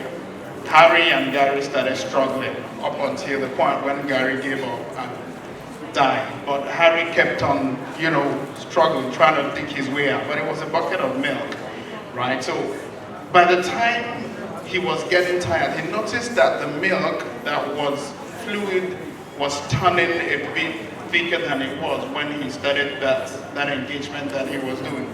So he beefed up the effort the effort of struggling and trying to make his way out. Up until at a point he discovered that the milk turned to butter. In here to share information with us. So please connect with everyone here. This is why I'm here. This is my assignment. Homes and spaces. When I was told that I would get to launch this, I was like, wow. She didn't even know I was a mortgage broker. She didn't know anything about my real estate background. They just decided that, oh, you're going to launch this. And I said, by the way, did you know that once upon a time, I hailed in the mortgage banking industry? They said, oh, no, we didn't know. But I'm so honored. Thank you for allowing me this opportunity. When I went through this, you all, this was one of those magazines that are very functional. You know how some things look pretty, but they don't really have information? This is a one-stop source of information to real estate. And not only is it just information, you saw the pool of people she brought into this room. You saw how her former boss said, guess what? She was an intern who was hungry for knowledge and got knowledge, not just got constipated like we were told not to do, but she's breathing greatness. This magazine has everything that you need. It's a one-stop shop. Not only does the magazine have information, this is a resource. Her company, clearly, if I were you, because I know I'm going to stick with her a long time, I'm going to be right in her corner getting information. Because one thing that we all need to connect with the diaspora is relationship currency. Relationship currency does not come, my sister, you know. It doesn't come just by who you are. It's who you are and who cares about who you are. It starts with what we are doing today. All of us are sitting with each other and we're laughing with each other, but please take this seriously. It's never easy to do business anywhere. I don't care if it's Nigeria, if it's America, anything that's new that you have to start is tough. But if you are going to be going to the real estate business, Homes and Spaces Nigeria, you've got to have this. If I were a business in this room, I would make sure that I advertise in this magazine. They haven't told me to say all of this. This is just my business mind thinking. You want to be in this magazine for the next ad so that your name, your business can also get out there. This is a legitimate organization. This is something that is happening already. The people that you had spoke, I already went on LinkedIn to some of you. I saw the great things you're doing. So these are people. You don't get someone to bring in the caliber of people she pulled. This is not a common thing. And it's not a talk shop. You know why it's not a talk shop? Because when you see what Homes and Spaces have, you can't take this home and say, you know what, I don't want to reinvest in real estate. Oh, I don't know how to do it. You will know how to do it. If you don't know, you can call anyone in this book. You can call any of the speakers that have come. My sisters and brothers, we've been talked to today. This is good information. Nigeria is rising.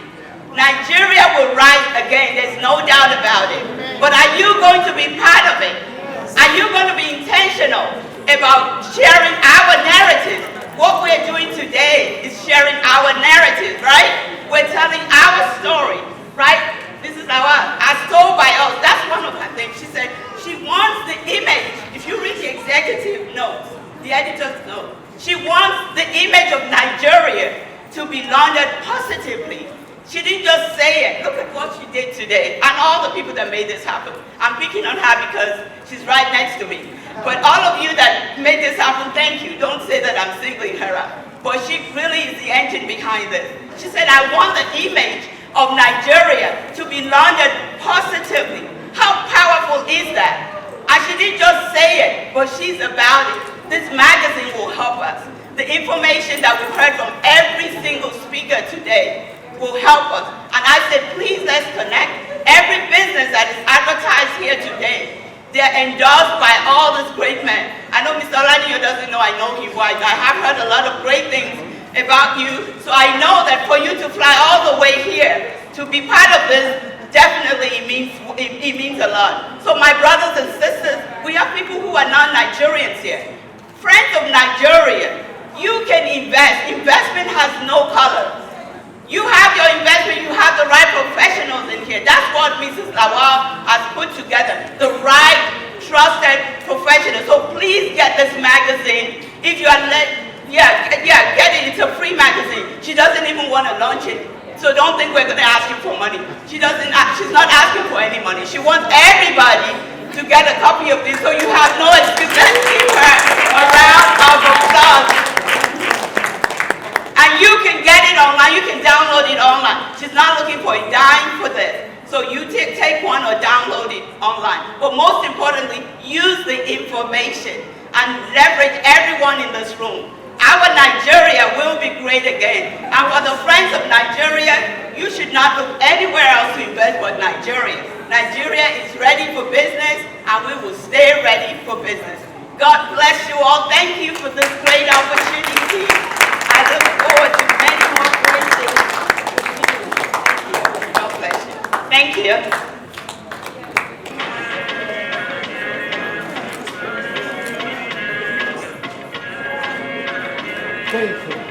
Thank you very much. A round of applause for the magazines.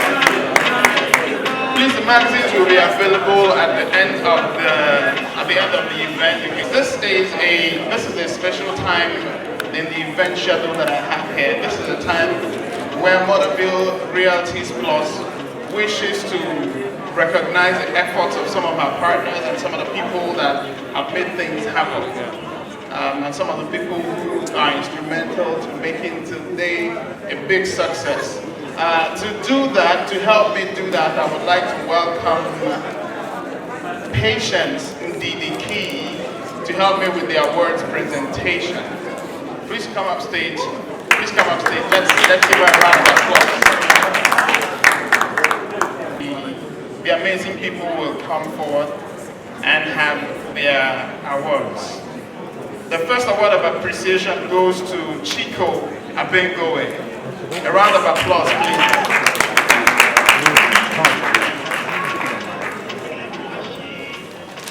Can we have photographs, please? Photographs.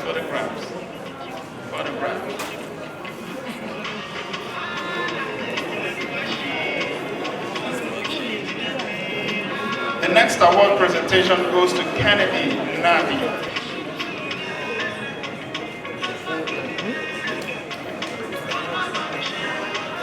The next award goes to Chudi Kalu, to be collected by Folake. Deepo Adesina. Deepo Adesina, please make your way up stage for your award presentation.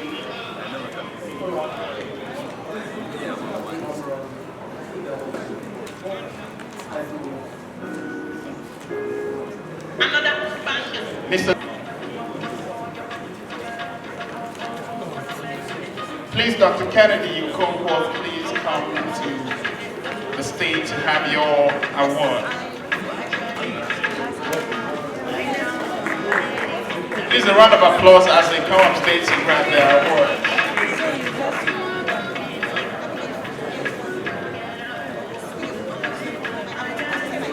The next award. Just stand in such good at the camera again. Thank you.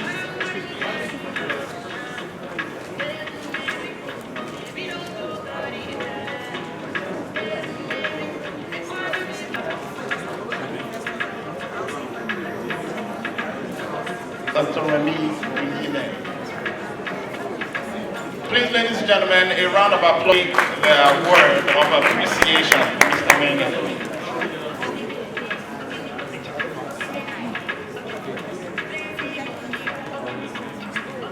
And let's have the photo.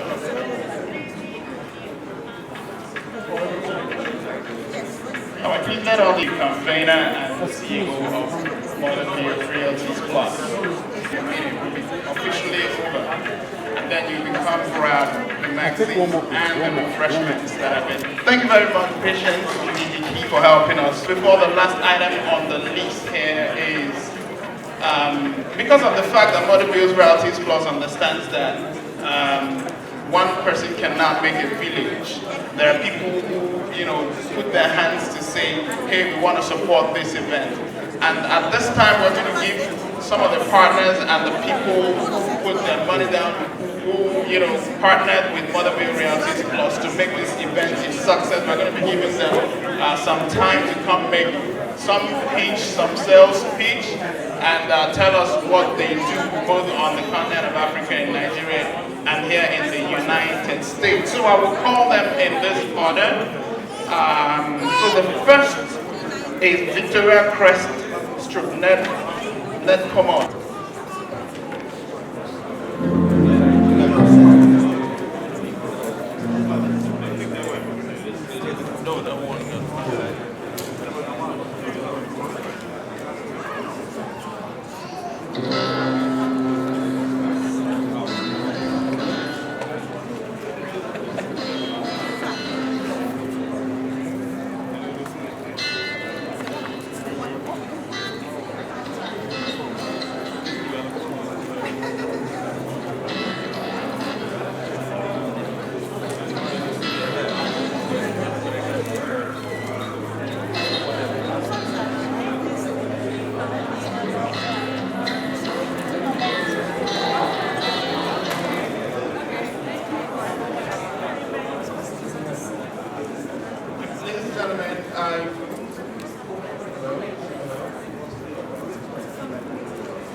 I would like to have the privilege of calling on the representative of Victoria Crest Net come up to give us a pitch about what they are all about. The stage is yours.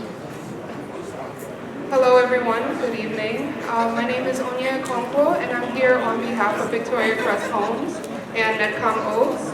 I am the sister-in-law to Kennedy Okonkwo and Ichechi Okonkwo, so that's why I have their last name. We are family, we are a family business. So some of the things that we offer, we specialize in quality, luxurious, affordable homes based in the Lagos area mainly. So some of the things that we really pride ourselves on are we have core values that are very strong. We believe very strongly in integrity, affordability. We make sure that we put our clients first. And we also make sure that every product that we provide is something that you can get the return on your investment from. So some of the properties that we have 2-bedroom flats, all the way up to 4-bedroom fully detached homes.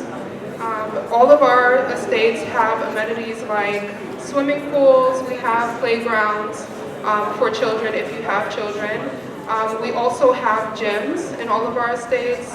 We make sure that for all of our properties, we not only invest in the property and the quality of the property, but we invest in the infrastructure that surrounds our properties.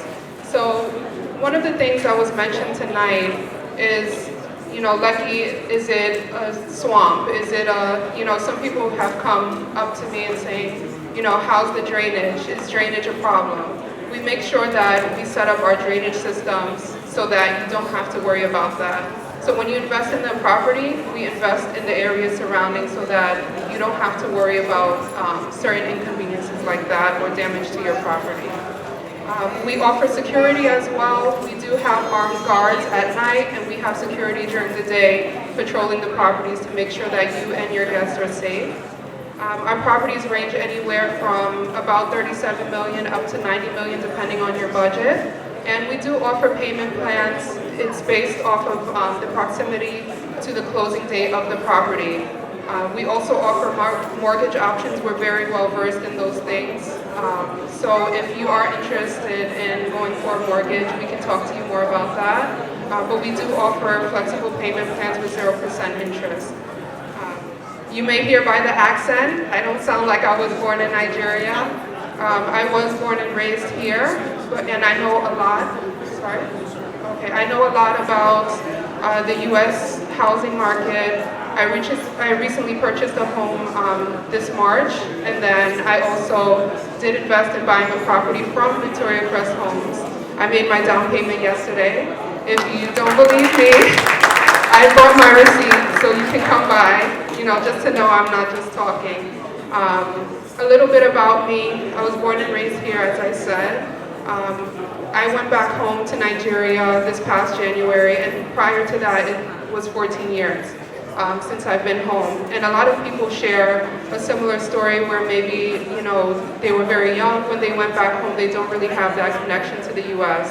So if you are here, if you're born here, if say you're here chasing the American dream, you might ask yourself, why would I go and take my hard-earned money? I'm making my money, they're taking taxes. Why would I take the little I have to invest back home? And the reason I would say it's very important for you to do that is because you will get your money back. You will get your money back. Real estate is a safe investment. It's probably one of the safest investments. A lot of people, invest in many different things. Real estate, I'm pretty sure you can get your money back. With everything, there is a degree of risk, but your property will advance in value over time. I can tell you a lot about that. So, another thing that I would say, I know I'm short on time, but we do offer 24-hour power. When you do live in the U.S., you're born and raised in the U.S., or you've come to the U.S. To build your family, you want to know that you enjoy those comforts that you may have had living in the U.S. You want to make sure that you have access to clean water, you have access to comfortable living facilities, you have access to the 24-hour power, knowing that you're not going to have NEPA take your light, or you're going to have to wonder how you're going to ration your electricity, or say, hey, I'm going to try and do this while the light is on, and then I don't know what might happen in the next moment. So we do offer a lot of comforts that you might enjoy here. Okay. If you want to find out more about what we have to offer to see our properties, they're very beautiful, they're very luxurious properties, and they are affordable.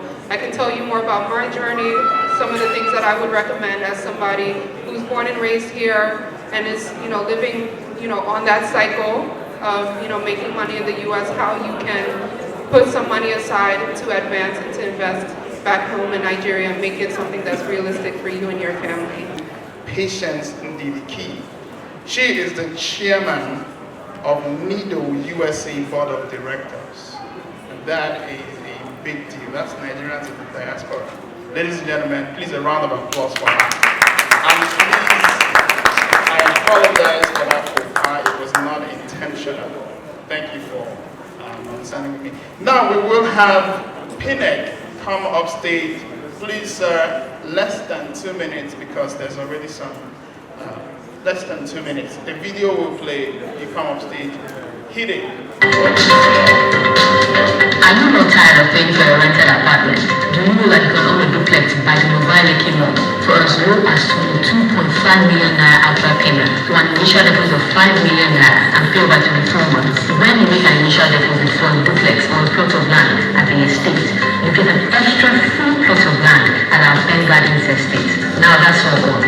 You also get to enjoy 24 hours uninterrupted power supply, round-the-clock CCTV surveillance, well-paved drainages, access to non-stop potable water, access to social amenities.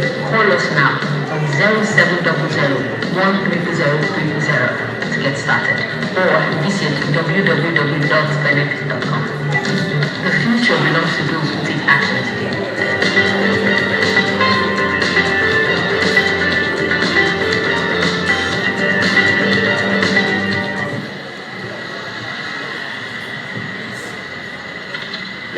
Please stop the video. Let's have this. We have 6 estates in Lagos alone, and we have in Oka, Owerri, Enugu, and there's a new one coming up in Abuja by January next year. Okay. The latest estate that we have is called the estate, so it's not much name, there's no big name about it. The name of the estate is just the estate. Alright, it's located in Lekki Scheme 2. We're doing plots of land and houses in that particular estate. So over the years, what we've done is to sell plots of land in our service plot estate. But recently, we developed a platform where you could buy the houses as well as it's being built. Okay, so you buy before it's built, you buy it cheaper. The way we say for land banking, if we say something about house banking, okay, so you buy it very, very cheap before it's built, because once it's built, you could buy it for about 3, 4, 5 million pesos. Okay, so we have the estate, 2-bedroom for 15 million. You could start with 1.99, 2 million naira initial deposit, and then you spread the rest over a number of years. Or you could do the plot of land with just as low as $1,500 to key into that. Also, we have, earlier this year we were in Houston to do the same thing, and we find out that a lot of our clients had to send money back home to maybe their relative to come pay us. We have one instance that if you have to give money to your brother or your sister, this particular client, the brother had to put the money in his account to do all this UK bank account. So we said, okay, after your verification, of course, you need to verify whatever you're buying. We develop a platform where you can pay for these properties down from here. At the comfort of your home, you could go online on our website, penic.com. There's a place where you can go and pay. If you can do the Netflix, if you can do the Amazon with your card, then you can pay these properties with your card. Alright, it's first of its kind. You can pay for our properties online. You don't need to send Western Union or send, you don't need to go to all those IRS things that you guys go down here. So just use your card and then you can pay, especially if you're doing the commitment, monthly payment and all that. Okay, last thing, like I said earlier on, we have the mortgage platform also that if you can't afford for these houses or for this plot, some of you can afford it, but because you just don't want to take all your money or your savings down to Nigeria. So we have this mortgage company, about 3 of them. If you come down to our stand or just put down your name, I'll send you more details. We have mortgage company that we are very much connected with in Nigeria. They will give you this facility down here. They just need your credit score. Just to be sure that you're good to go, and then you can fly with that. Please, before you go, just come to a stand, take our bag. If you don't take anything, it's for free. We're not charging you for that. Just take the bag, and then you can get more details on our website. Thank you very much. Thank you very much. A round of applause for me. Africa, Mixter Africa. Please cue the Babia Dewale, and I am a trained architect and also a broker for a real estate company here, which is Tower Executives Realty. I travel to Nigeria back and forth often, and I take very much delight and interest in what the speakers, and I've talked about. I want to, first of all, thank the organizers. God bless you. Our community needs this very much. I thank Mr. Olaniyan, Remy, all the speakers. I'm very inspired. But I want to tell you something. Because I know this is Sunday, time is far spent.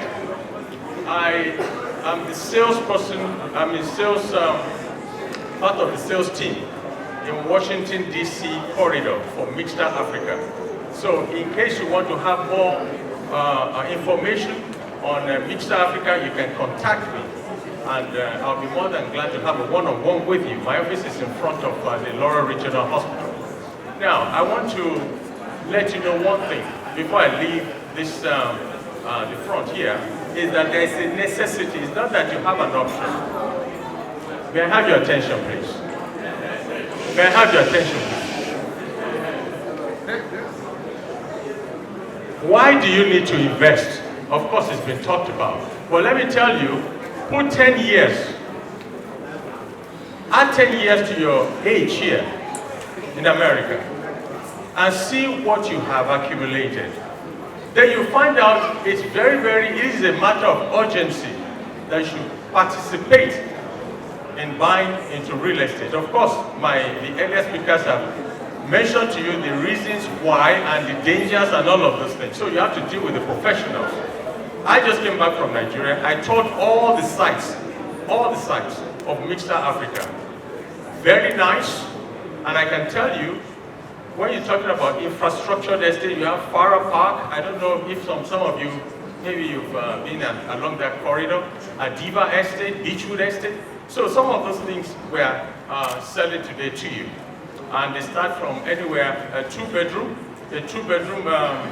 one level, like a townhouse, that will go for 13.5 million. If you finish paying before December, you get 2 years rent free back to you. There are a lot of deals over there. Maybe when you put your name down, we'll be able to talk one-on-one. But I can tell you, this is one of those trusted folks with integrity. Mixed Africa owns no less than their baseline, owns over 1% of Lagos State landmass. And that is to tell you that this is not, this is not an unserious player in the site of development. Now, I personally engaged ARM. They are owned by ARM. You can Google that. I engaged ARM over 10 years ago, and we still have positive results from all of those guys that that invested in their properties. So I just want to let you know that if you have, I'm local here. If you have any questions, all right, you can go directly to them. But if I get one-on-one with you, we'll be able to give you special advice on what to put your money on, and that's it.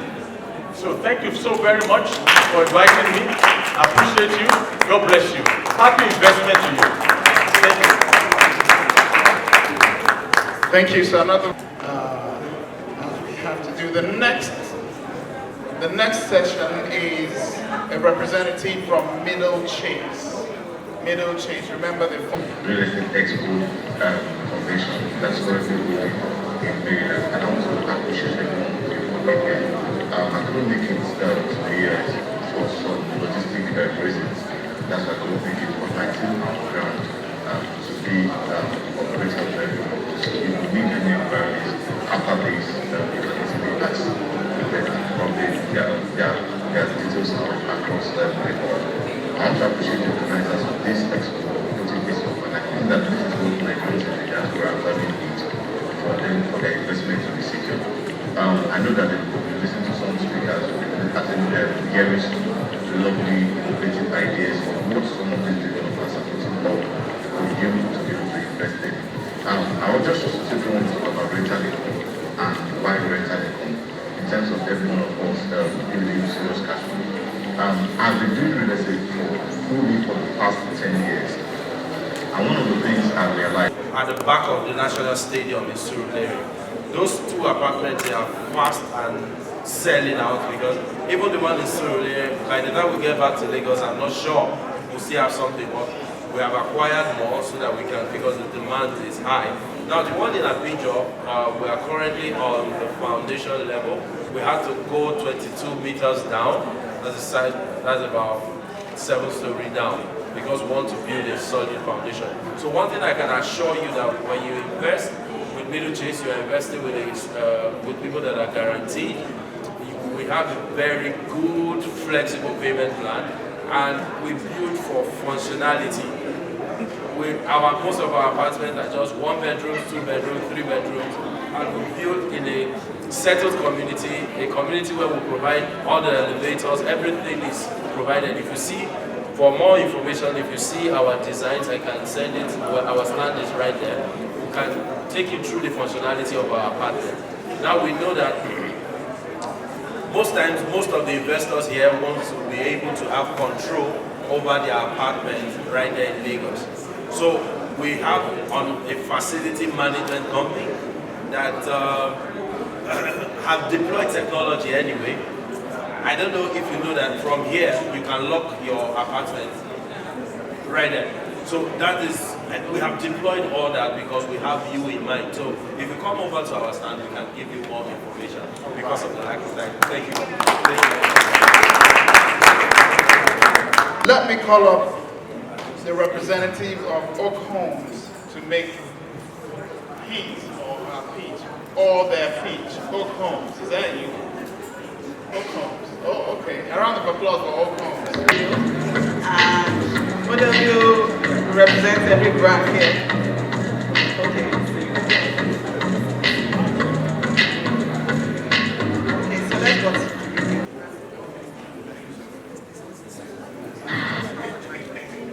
Okay, so Oak Homes is a luxury brand that has most of their properties at the Ikoyi, the VI, and the main island, not the new island. So we have luxury apartments, terraces, and semi-detached houses. And I'd like to state here that one of the benefits of buying off-plan is that you get prices. Killer's Haven. Killer's Haven started at the price of about 130 million. That was when the project was about to start, and that was just 18 months ago. So Killer's Haven is now fully developed and is currently marketed for 170 million. Now look at that. I don't know what other kind of investment gives you that kind of appreciation within a short period, within a space of 18 months. So people keyed into the project while it was off plan, meaning they were just about to start, literally. It was at the foundation level and they were selling at 130 million, and as of today, 170 million. So those are the kind of offers that you get with Oak Homes. Luxury apartments for short-lets, which you call Airbnb here. So, I mean, you can get apartments at Nicole's place. I mean, we have brochures on this side of the room, which you can pick. I mean, all of the brands here are also featured in the magazine. So if you wanted to know more, you could just look at that. So Oak Homes has a variety of homes across the island. I'm also here representing Landway and Redrick's Homes as well. So Landway has, they'll play the video afterwards, but let me just run through the properties.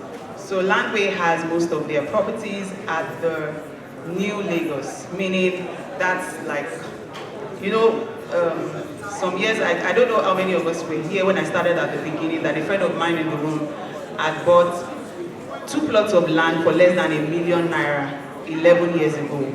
And then he valued same about some weeks ago, and it was valued at 75 million.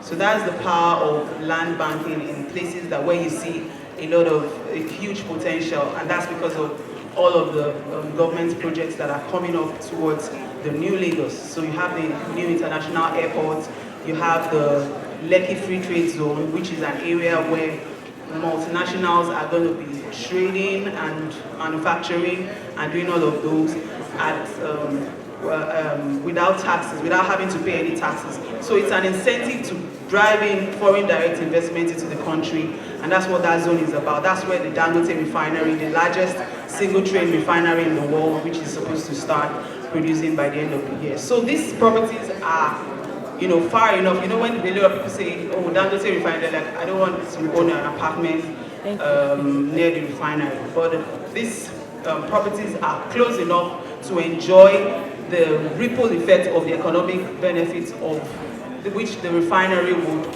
have, because, I mean, it's a zone that is attracting a lot of people. Dangote refinery alone, the staff, the families, and, you know, a lot of multinationals into the country, all of these places, people are going to need homes. They're going to have families, they're going to have children that will need to go to school, they're going to have drivers and all of that. We currently have, Landway has a lot of projects along these axes that are far enough from the refinery but close enough to enjoy those benefits. We have some people that in the room that bought into some of those projects last year. I think about 10 million or whatever, and as of today, some of those properties are worth 13 to 14 million, and that's within 12 months. So we have a variety of them, and then we also have the popular Amen Estate, which is a luxury estate where you have 24 hours electricity, very good paved roads, no flooding, and all of that. So there are so many options for you in the room, and enough has been said today. It's time to take action. With Red Bricks, Motherville Realities Plus. Thank you very much, Mrs. Mope, Kola Lawal. Ladies and gentlemen, it has been my pleasure to answer this